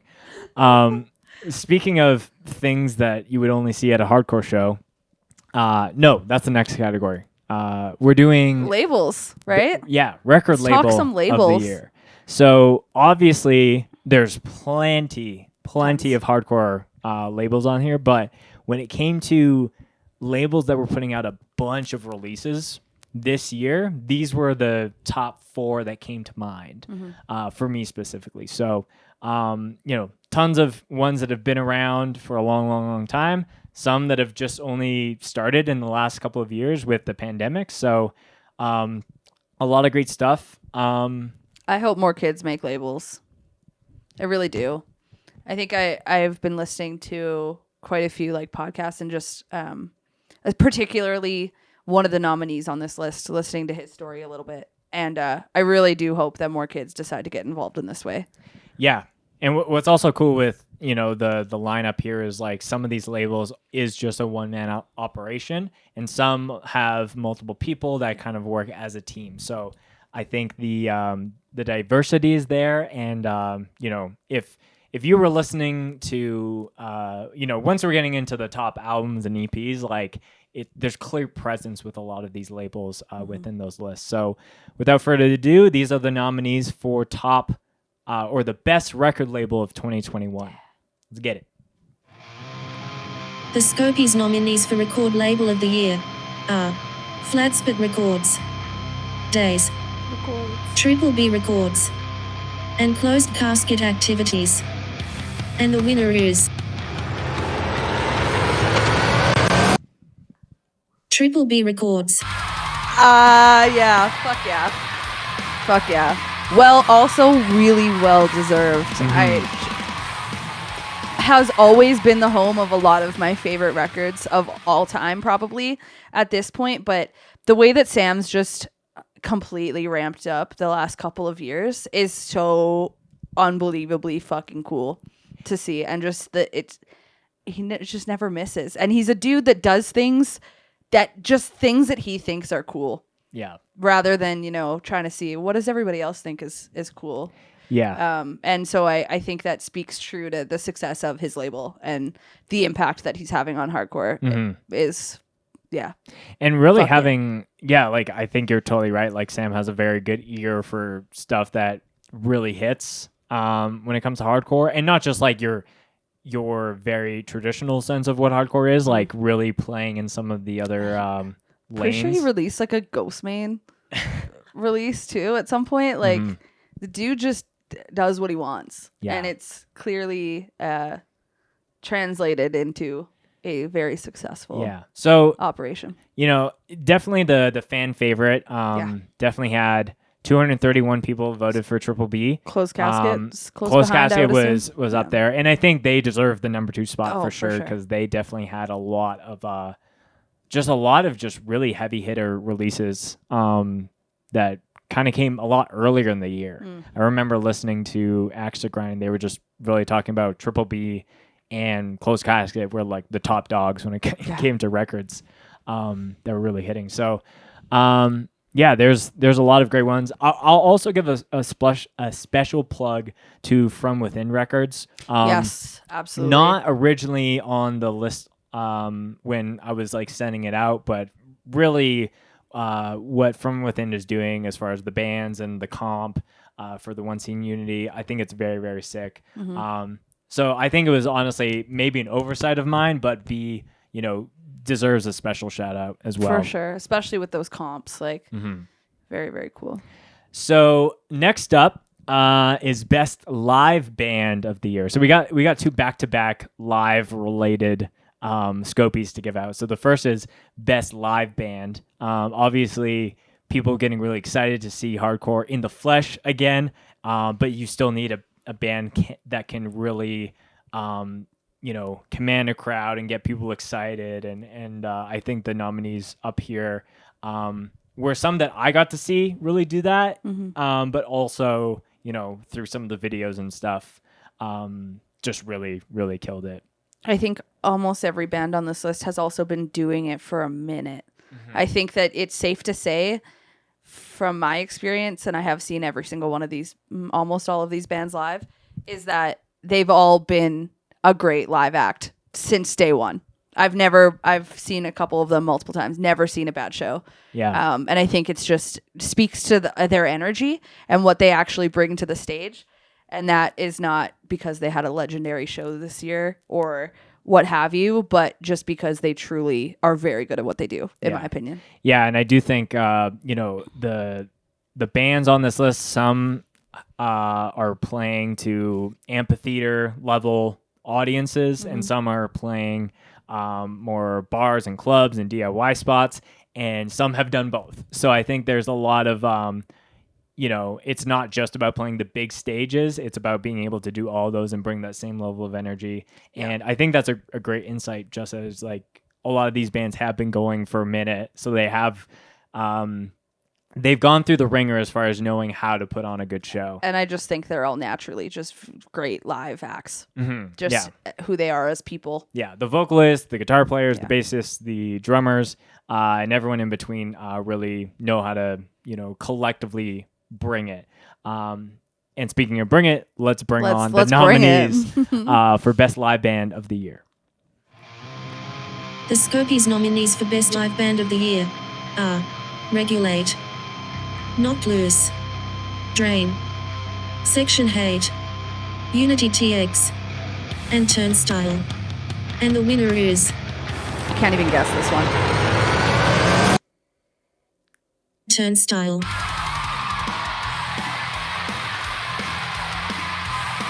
You're telling me. You're telling me. Again, that, in my opinion, that Scopie could have literally gone to anyone. For sure. But I think all these bands specifically bring a different style of live is another thing that we should hit on. Turnstile is what they bring to a live event is going to be totally different than Section Hate. Totally. To Unity TXA. Can we just special shout out to Flamethrowers?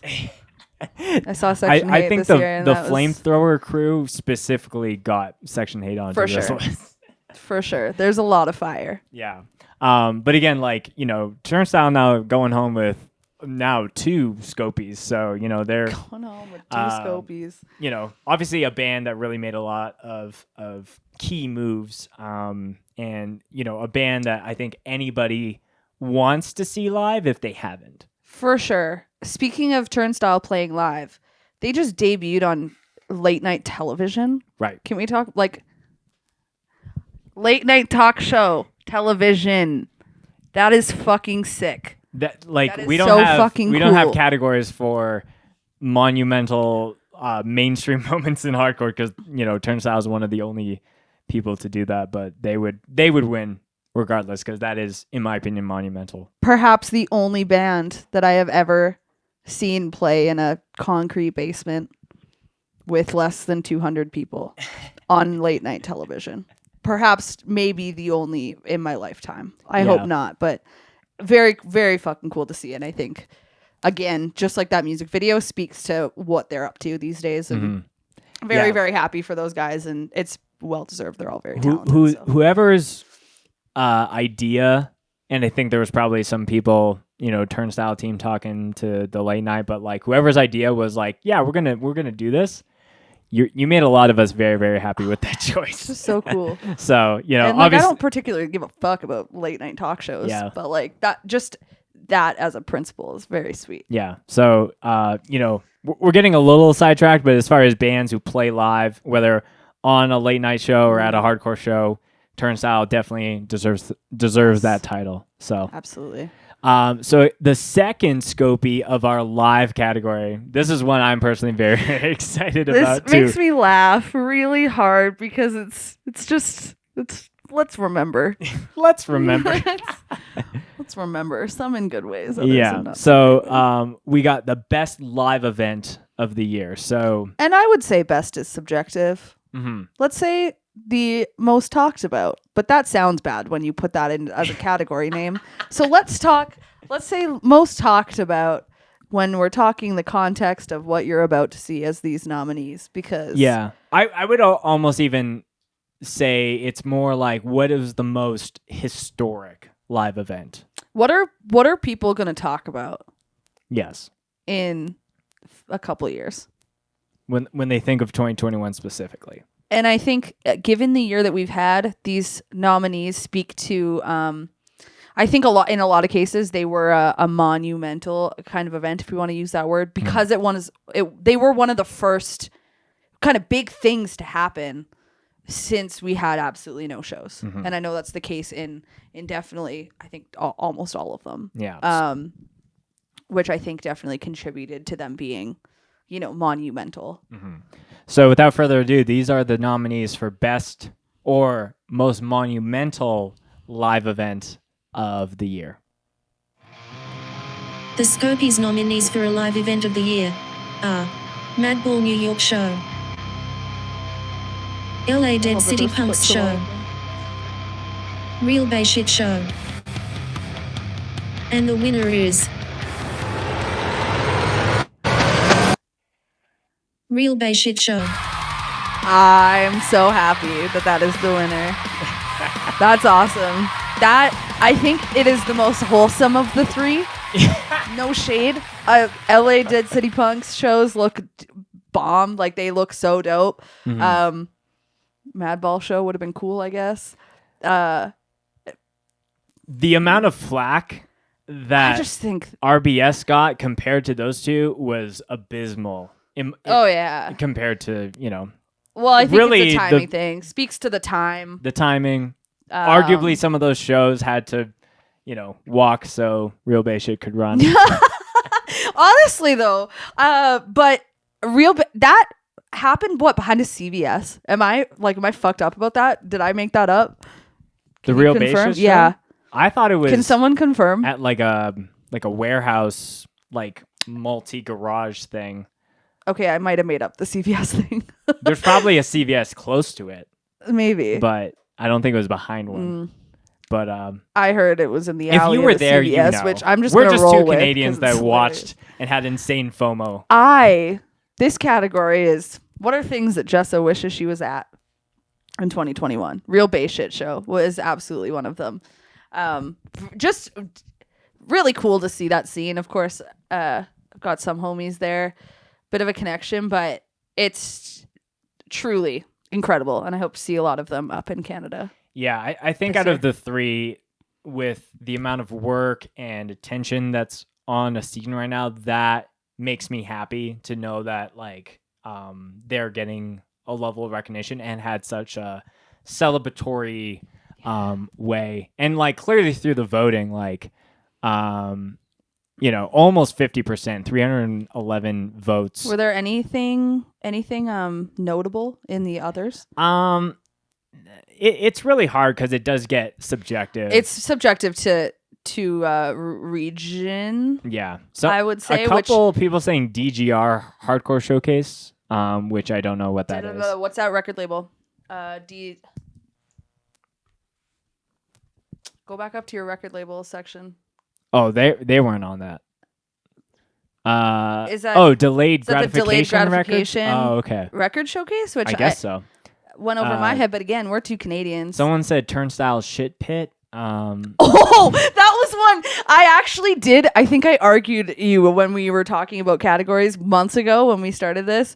That I think we left it out on purpose. Is there a video of that? No, I think that's the thing. That's just like a word of mouth. I think that's the thing.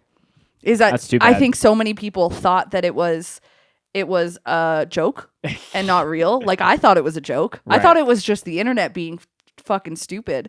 And then I heard from somebody that was there that it actually just really happened.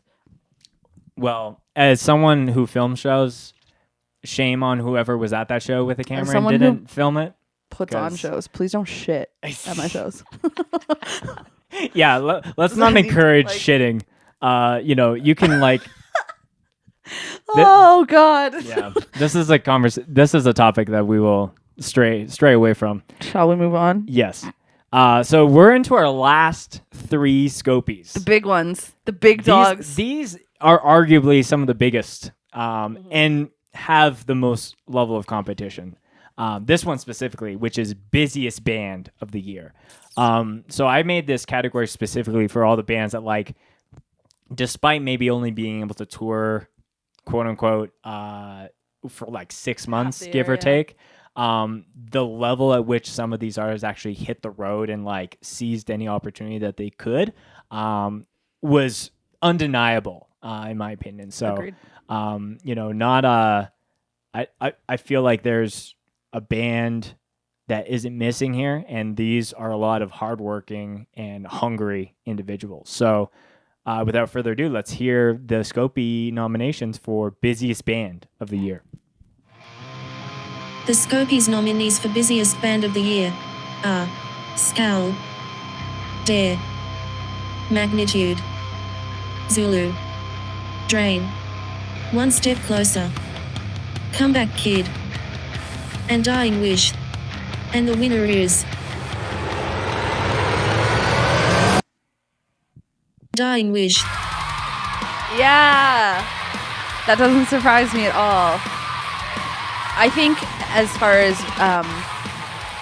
oh my god, I can't even think of another word. So a pun is not intended. I'm sorry, but the magnitude of the tours that Dying Wish has been going on have been like insane, and they're 2022 is already sounding like a crazy year for them as well. They're going on tour with Code Orange, doing that Code Orange run, which is crazy. I think they're on something else for later in the year that is escaping me right now, but like very, very cool going from seeing Dying Wish like come up and playing Wild Rose So many years ago now to now like being full-time touring musicians has been truly heartwarming, honestly. And I know their last tour got cut a little bit and they had to travel all the way from the East Coast all the way home, I believe for COVID reasons, but excited to see them get back out on the road and very stoked with everything that they've been doing. Yeah, to see a band work as hard and put themselves out into the world as much as they are, it's kind of the blueprint to go against the thing of most hardcore bands like putting out a demo and then wanting to play fest. Like Dying Wishes is that band to like potentially play every festival next year, but they will make a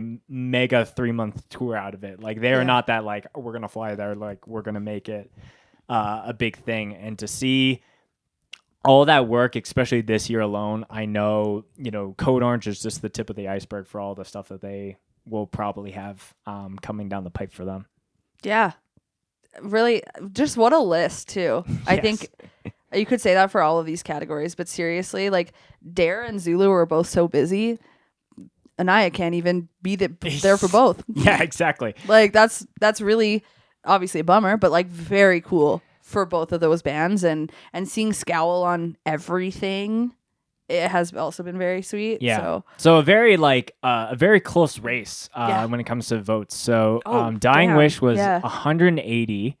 Next up was Drain with 164. So cool. Again, very close little thing. And then even closer was One Step Closer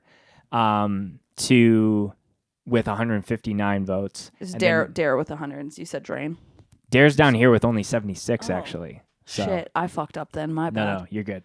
So, yeah, we got Dying Wish 180, Drain 164, One Step Closer 159, and then in fourth place Scowl. So again, it was cool. This is why your vote matters for the Scopies. So, I think all these bands deserve a proper kudos and shout out because stay safe out there. Actually, as well. I know it's busy and. Take the rest. Even though you're forced to take it these days. Take the rest. You're all doing great. Yeah. No, we're all very stoked, and it's never easy for any band to work when you have family and rent and a job and all those kind of things in the mix of that. So to see those people working as hard to still make it happen and put their band out there is very commendable. So last two Scopies. These next two are only music-wise. So these are the big ones that you have been waiting for. The big ticket items. Best EP, and then after we have best album. So, I started to see with some top 10 lists that people were putting Splits as an EP. Sure. I get that. I get makes that, sense. but If you're gonna do just a I mean, for our purpose, obviously we split it up. But as far Nice as my personal lists, my splits are for sure with EPs yeah, for me. yeah. So these are EPs that are just the Standalone, bands, one band. standalones. A lot of really heavy hitters, some newer bands, some bands that have been around the block and have, done albums in the past and now they're doing an EP. So pretty And interesting. These two lists were so hard to narrow down. Very, very hard. I know there was, in the minuscule part that I had to do with it, a lot of back and forth. A lot of, hold up, wait, you're telling me Yeah. XYZ EP is not on this list? What the fuck's wrong with you? A lot of that. So I'm excited to see what the people had to say because I just decided to say fuck it to my own list. I'm not even releasing them this year. Not that people wait for my list to come out, but like I just threw in the towel. I said there's too much. Yeah. Too much good shit. Yeah. Coming on for like a 2-hour podcast is enough when it comes to Enough for talking. me. I don't. No one needs to hear my opinions beyond this. So without further ado, we got the nominees for Best EP of 2021. Hell yeah. The Scopies nominees for EP of the year are Ends of Sanity, Self-Titled, Never-Ending Game, Halo and Wings, Mugshot, Empty Heaven, Move, Freedom Dreams, Knocked Loose, A Tear in the Fabric of Life, Colossus, Self-Titled, Koyo, Drives Out East, and Body Box, Through the Bonfire. And the winner is Knocked Loose, A Tear in the Fabric of Life. I was gonna say it's gonna be Knocked Loose, but I didn't want to call it just in case I was wrong. Really concept record, right? Yes. So really, really cool to see what those guys have kind of cooked up in their, when they normally probably would have been touring, right? Very sweet. Yeah. And Really well done too. definitely, again, one of those things where a band that has only been putting out records as far as like now we're a full-time big boy band and doing that, but the fact that they did like a little EP I thought was really, really cool. And I think I can say this, so like this is way back in time when Isaac came on the podcast. He was like episode 70 and we're around 140 or 150 now. But even after we recorded that, he had mentioned that there was a secret EP in the works that they were just going to drop out of nowhere. And that was I was it. just like blown away by the production. And then obviously when Kevin came on, we talked about it after it had been released and talking about the why behind the style of writing some of the songs. Just kick-ass job. But Great. Again, alongside so many other great EPs, just looking at the numbers. Knocked Loose was ahead with 287 votes, but close behind was Neverending Game with 247. Nice. When I had watched the votes start to come in over the first day, Neverending Game was actually ahead, like just slightly, and then it's a hard one, honestly. But also to be that close in votes to a band like Knocked Loose is like crazy. Yeah. I think speaks volumes to how good your EP is. It's just all so great. Yeah, and then It's cool to see Koyo up there too. Yeah, Koyo was third with 203 votes. So, arguably two heavy bands in the top two, but having a band that's a little bit more melodic and more leaning in that emo. I think kind of Koyo space. speaks to a lot of people's nostalgia. Yes, I said it. absolutely. When somebody first showed me Koyo, I was like, I was never into emo music, really. And I think they're doing something really good for those, especially those who really like that like East Coast like emo vibe. Absolutely. Bring it up. There's definitely lots of great bands. I just want to jump back and look at some of the suggestions. Where was that? Ooh. Again so much. I remember when we were shooting the shit about this list, I was like, I can't fucking believe that. So Spies, Habitual Offender was up there. Pillars of Ivory. Shout out Pillars of fucking Ivory. Contention. Someone just said, knocked fucking loose. KY represent. Kentucky. Yeah. I feel you. So yeah, there's a lot of good ones, but obviously, I think it makes sense for Knocked Loose to get that title. Too many for me to list, I think. All right, we have made it. It's time. It's time. It's time. It's time. You remember that scene in Straight Outta Compton? I'm not gonna. Oh. Yeah. It's Dr. J. It's like more nerd shit. It's time. And it's like, I do. yeah. You're really speaking in my language now. Yeah, That's now I'm Pokemon shit. You're like Pokemon over the head, Straight Outta Compton. No disrespect Yeah. to the Pokemon fans out there. I know you That's have a lot fine. of them. Yeah, you really are a bug catcher, Joey, aren't you? All right, let's move on. This is the best album of 2021.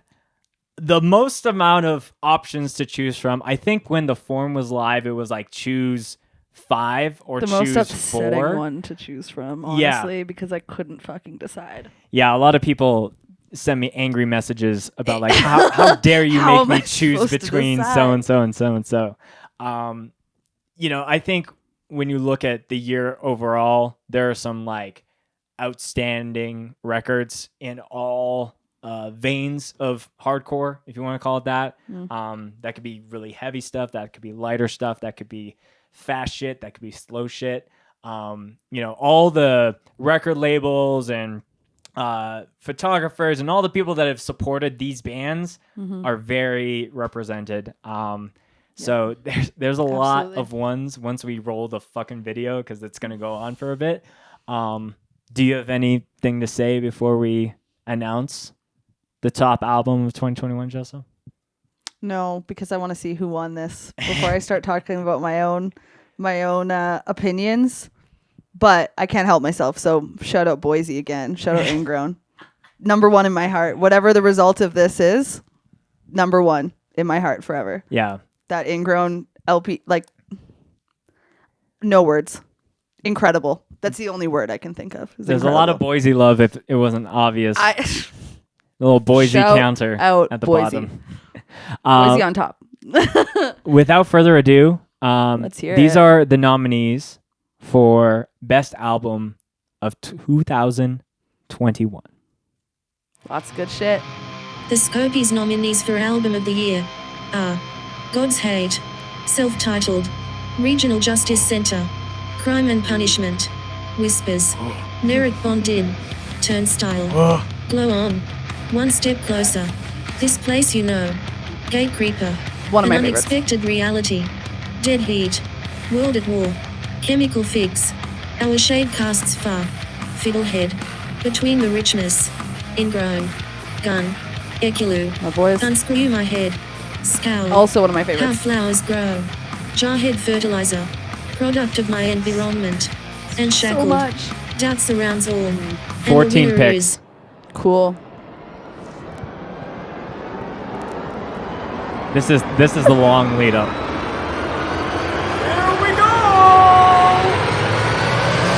Turnstile, Glow On. Oh, okay. Again, why am I surprised Turnstile wins anything? They deserve winning all of it. Turnstile taking home 3 Scopies. Who could have would've thought? guessed? Crazy to me. I love this record. I have been known to be a bit of a hater on the direction that Turnstile went with their career, and I am here to take all of that back, honestly. Publicly I'm here to take leave all of it back. I'll leave it aside. Because I really, really am into it. But I'm going to be honest, I'm curious to see who got second, because while I love that Turnstile is taken home album of the year, because I do think that record speaks to as many people as this list could. Absolutely. I think it's the most versatile. I think that they are doing great things for hardcore as far as being a gateway. And I think they really did a great job writing this record. But I really just want to see who was second. Yeah, There's so just so many good contenders that I think it's hard to compete with Turnstile. yeah, so there is a lot to choose from. 14 albums nominated. More than half the votes, though. So that says a lot. Turnstile had 374 votes. Again, this Cool. was a pick 4. So I could have been really evil and said, And been like, only pick one of these Yep. 14 albums. Yeah. But I wanted to make it a little bit, you can kind of like leave one for this band and do that. Mm-hmm. Number 2 was God's Hate with 218 votes. I'm really glad to hear that. Because for me, the song God's Hate from the album God's Hate by the band God's Hate is for sure a top 3 for me. Yeah. We don't have a category for bands that have a song off an album that's named after their band, and the song is also named after their band. But Self-titled. maybe all that's around. something in the future that we do. The third top one, just closely beating out Scowl, was Fiddleheads Between the Richness, 154 votes. Very, very great record. Yes, yeah, it's very cool to see. I think you're right that Turnstile definitely had it speaks to the most amount of people. It's doing the whole combo with the Seth Meyers late night preview is putting Like they're on at popping least off. Like a handful of dozen new people into our space, and I think I think the bands that are doing that are kind of connecting the dots and showing new people this world should be the ones that should be celebrated. So congratulations to Turnstile. Congratulations to all the winners of the different Scopies. This was a project that I really, it was a huge undertaking, honestly, and a lot of things that we needed to figure out technically. Jessa being a part of this was a must. I have to give a huge fucking shout out to Jordan, who helped me. He's the one cueing all of the little visual things that are happening, and has helped so much on the podcast this year. So from the bottom of my heart, Jordan, I really appreciate you and what you do and how you help me create what I do with Scoped Exposure. So do you have anything to say to the people? As he's like, yeah, I'm like hella sick. Here, I'll just unmute myself so it's recorded. No, I'm sick. I'm sick. I don't know what to say. oh, It's really dope, though. I'm glad we got this figured out in like 2 days. yeah. Graphic-wise and stuff. We had been talking about it over a month, but it was like really turning it together to make it happen. And with all the dogs and all these things, I really appreciate Jordan everyone loves who A, filled out the form, B, watched this far into it. yeah. and, Thanks and for watched. participating. This would be nothing without. This would just be me and Spencer talking about our own In an preferences. office filled with hundreds of cans of liquid death. that I'm taking home. Yes. Please take half How of many? this home. How many cases? Let's do Literally, a like, contest. fill up your entire car. You don't have to tell me twice. Again, this is the very last Scoped Exposure podcast of the year. We're not taking a break. We're getting right into Happy other New things. Year. Happy New Year. What a year it's been. I want to thank Scoped Exposure for being a part of Damage Control's year. It was short because it's just been sketchy doing shows up here. It's restrictions off and on and whatever. But to be able to look back on them and wait patiently as we, wait through more canceled shit, unfortunately, is going to be really nice to do. So thank you for being a part of our year as well. Of course. We appreciate it. Yeah, and I really appreciate you taking some time out of your day to hang out with me and be a part of this. And I hope that there's other things that we can do in the hope future. I hope so. Again, thank you, anyone who has been following Scoped and partook. Is that a word? Was involved in Partook is a word. Let's say voting it. for this.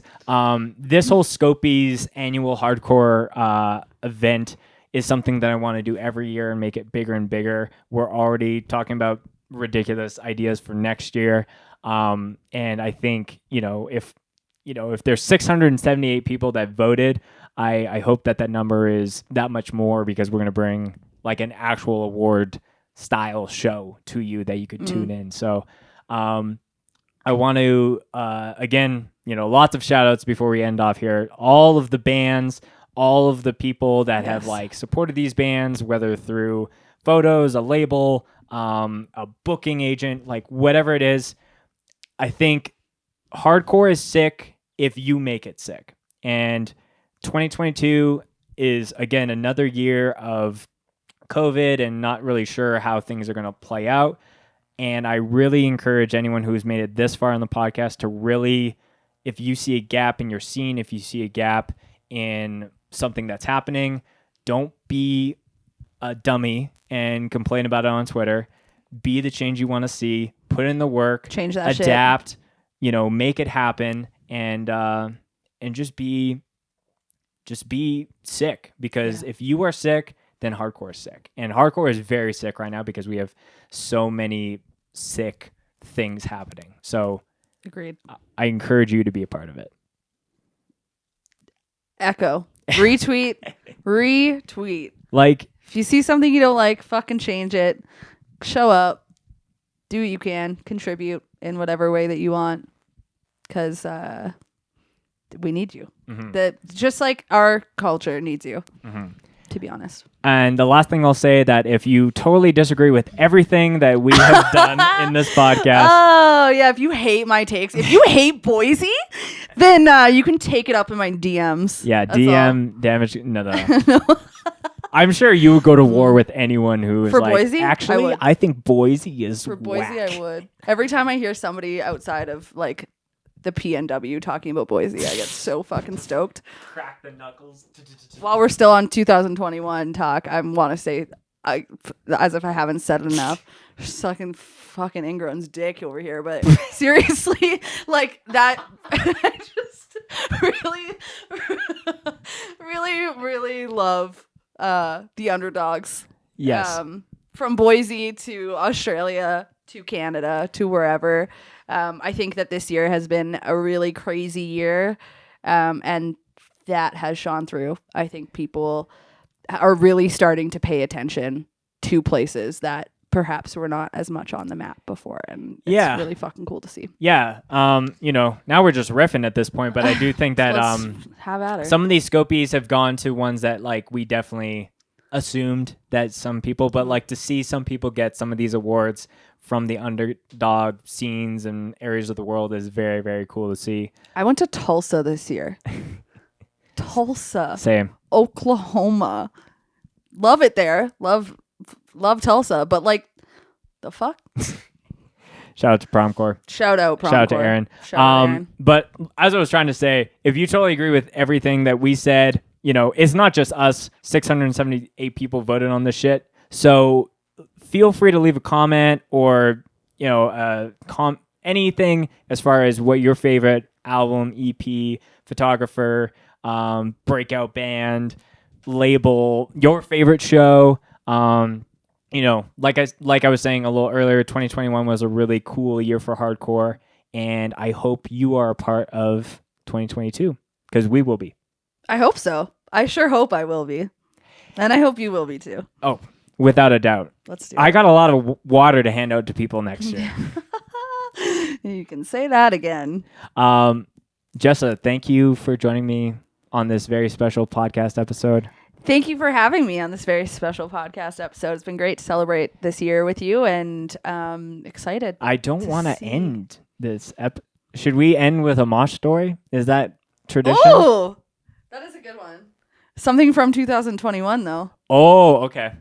Otherwise, that's a cop out. Come on, stick with the theme. Oh, man. Okay, I have mine. Okay, you tell yours while I think of mine. There's so many. All right. So, I know mine too. No, it's okay. I know mine. No, you go. Okay, you want me to go first? Yeah. Okay, so Chicago. I've mentioned this show a couple times. Chicago, Fiddlehead, Dare, Life's Question. A couple other bands that the names are escaping me right now, and I'm so fucking sorry. Great tour, great people. I was lucky enough to have been spending a lot of time in Milwaukee this year, so was out in Chicago that weekend, and my good pal Q, Oh, Q in a wheelchair, had just gotten a knee surgery. I don't want to say how long before. Maybe mere weeks. Okay, this man's in a knee brace. This is not QAnon Q, is it? God no. God no. Sorry, everyone. So Q's in a wheelchair. He brought his wheelchair so that he could get a prime spot. 'Cause you could do that. And so we're watching Life's Question, and this man loves Life's Question. They're homies. It's a thing. Life's Question's a fun mosh band. I don't disagree. I agree wholeheartedly. And I'm drinking my White Claw, standing behind Q's grandpa, as I called him that night, his wheelchair. What flavor of White Claw? Probably grapefruit. Not black cherry. Fuck no. No, not black cherry. Not black cherry or lime. On the bev, for a quick bev check, grapefruit mostly, or mango. Is grapefruit available here? I don't drink White Claws here. Oh. It's like a it's US like a only US thing for me. I Ah. very rarely drink White Claws here. So you like land in an American airport And I get a king can of White Claw. No, at I'm that just duty kidding. free. I Excuse get me, do you one have the grapefruit? single king can at the duty free of grapefruit White Claw. That is disgusting. That's heinous. No, I just never liked White Claw, but that's all my friends down there drink. No, so. that's fine. So I'm standing there with my White Claw, and this man gets up out of his wheelchair, and we're right beside stage. Like Sonny is right next to me. Like we're right beside the PA, so that he was kind of covered from moshing, like by the PA stand. Sorry to cut you off. Very crucial thing if you're filming very violent shows. Is your place? I appreciate the venues where they've had the hanging PAs where I can pan my camera and it looks like nothing's there, but there's But giant there's actually fucking a PA protecting you. Sorry. Yeah. So we're like, okay, yeah, safe bet. Let's go right beside the PA. This man gets out of his wheelchair and just starts moshing to Life's Question, hopping on one foot. And I'm looking in horror. I'm screaming because I can't imagine what's going to happen if this man gets hit. And I look around, and there's probably 15 people, mostly from Milwaukee, who came to that show. And every single one of us are standing there like jaw absolutely dropped. Looking back now, it was funny because he didn't get hurt. And I said that a bunch of times right after. I was like, this is only funny because you're not more hurt. Like, I can't believe you did that.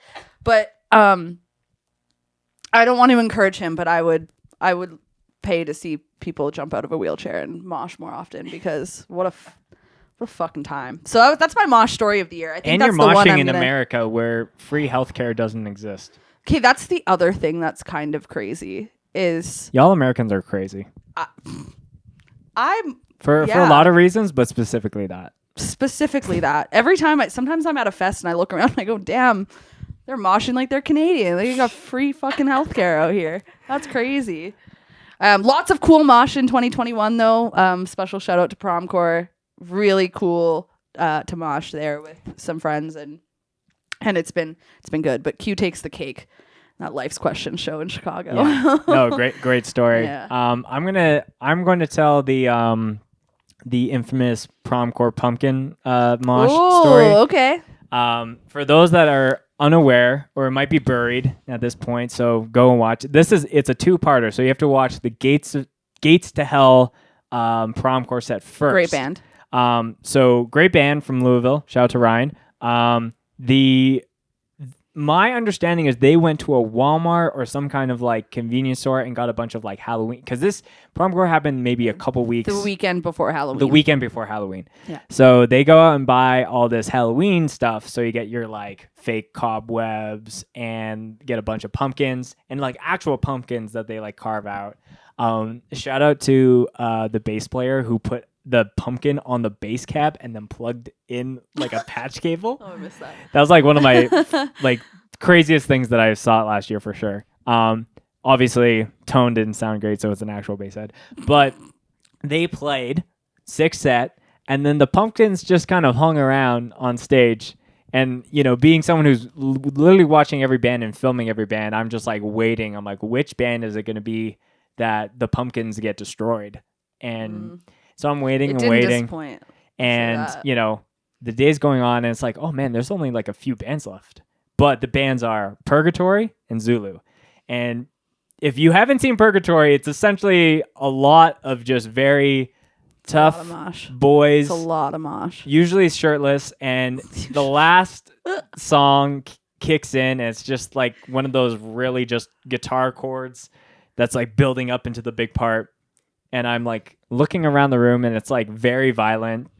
There's already been a couple fights that have broken out, and then I just look, and I see a pumpkin coming almost directly towards me. Launched. And I'm the good camera person, so I'm just following the pumpkin. I'm not thinking about this pumpkin may hit me. But I got the perfect shot of the pumpkins just flying across the room, and within minutes it was just a food fight. Chaos. Absolute chaos. It was like, you like that smell of pumpkin, like when you're smashing pumpkins on the street on Halloween night. That's what it smelled like in that venue. Have you done that before? Smash pumpkins? Yeah. Just in general? Yeah. No. Okay. I'm not a degenerate. I mean, I was a degenerate. Well, I thought you were speaking from experience. No, but you know that use like You walk by I feel like it. it's that very nostalgic like Halloween smell. Mm-hmm. Because everyone's smashing pumpkins, that you walk down the sidewalk and it's that smell of like squash. Yeah, yeah. You know? Squash is. I was like, As in the vegetable. Yeah, I was like, it doesn't smell like a pumpkin spice latte or anything like that. It smells like squash. Ew, could you imagine if those pumpkins went flying and then the whole venue starts smelling like pumpkin spice lattes? Oh my Just god. Starbucks up in this bitch. Yeah. No. Wow. So yeah.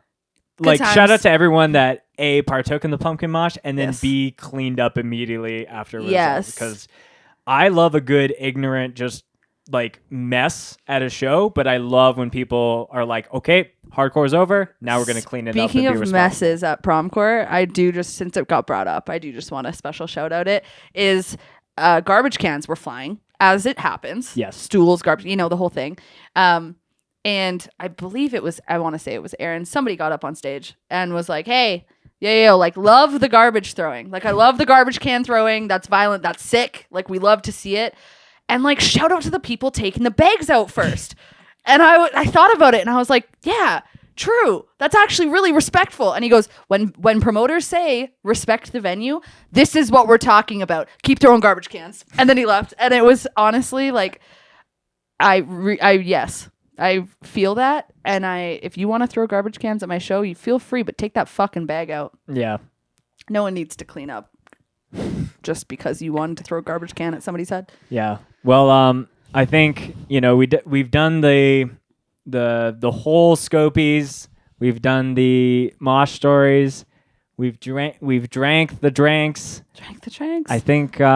I think we can wrap it up. Thank you so much, everyone, for listening, especially the people that made it. We wrapped up the show and then we just like shot the shit and told mosh stories. Yeah. But which is great.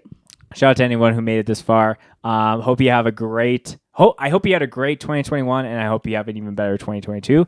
And we'll see you there. Thanks for having me. Bye. Bye. And we're out.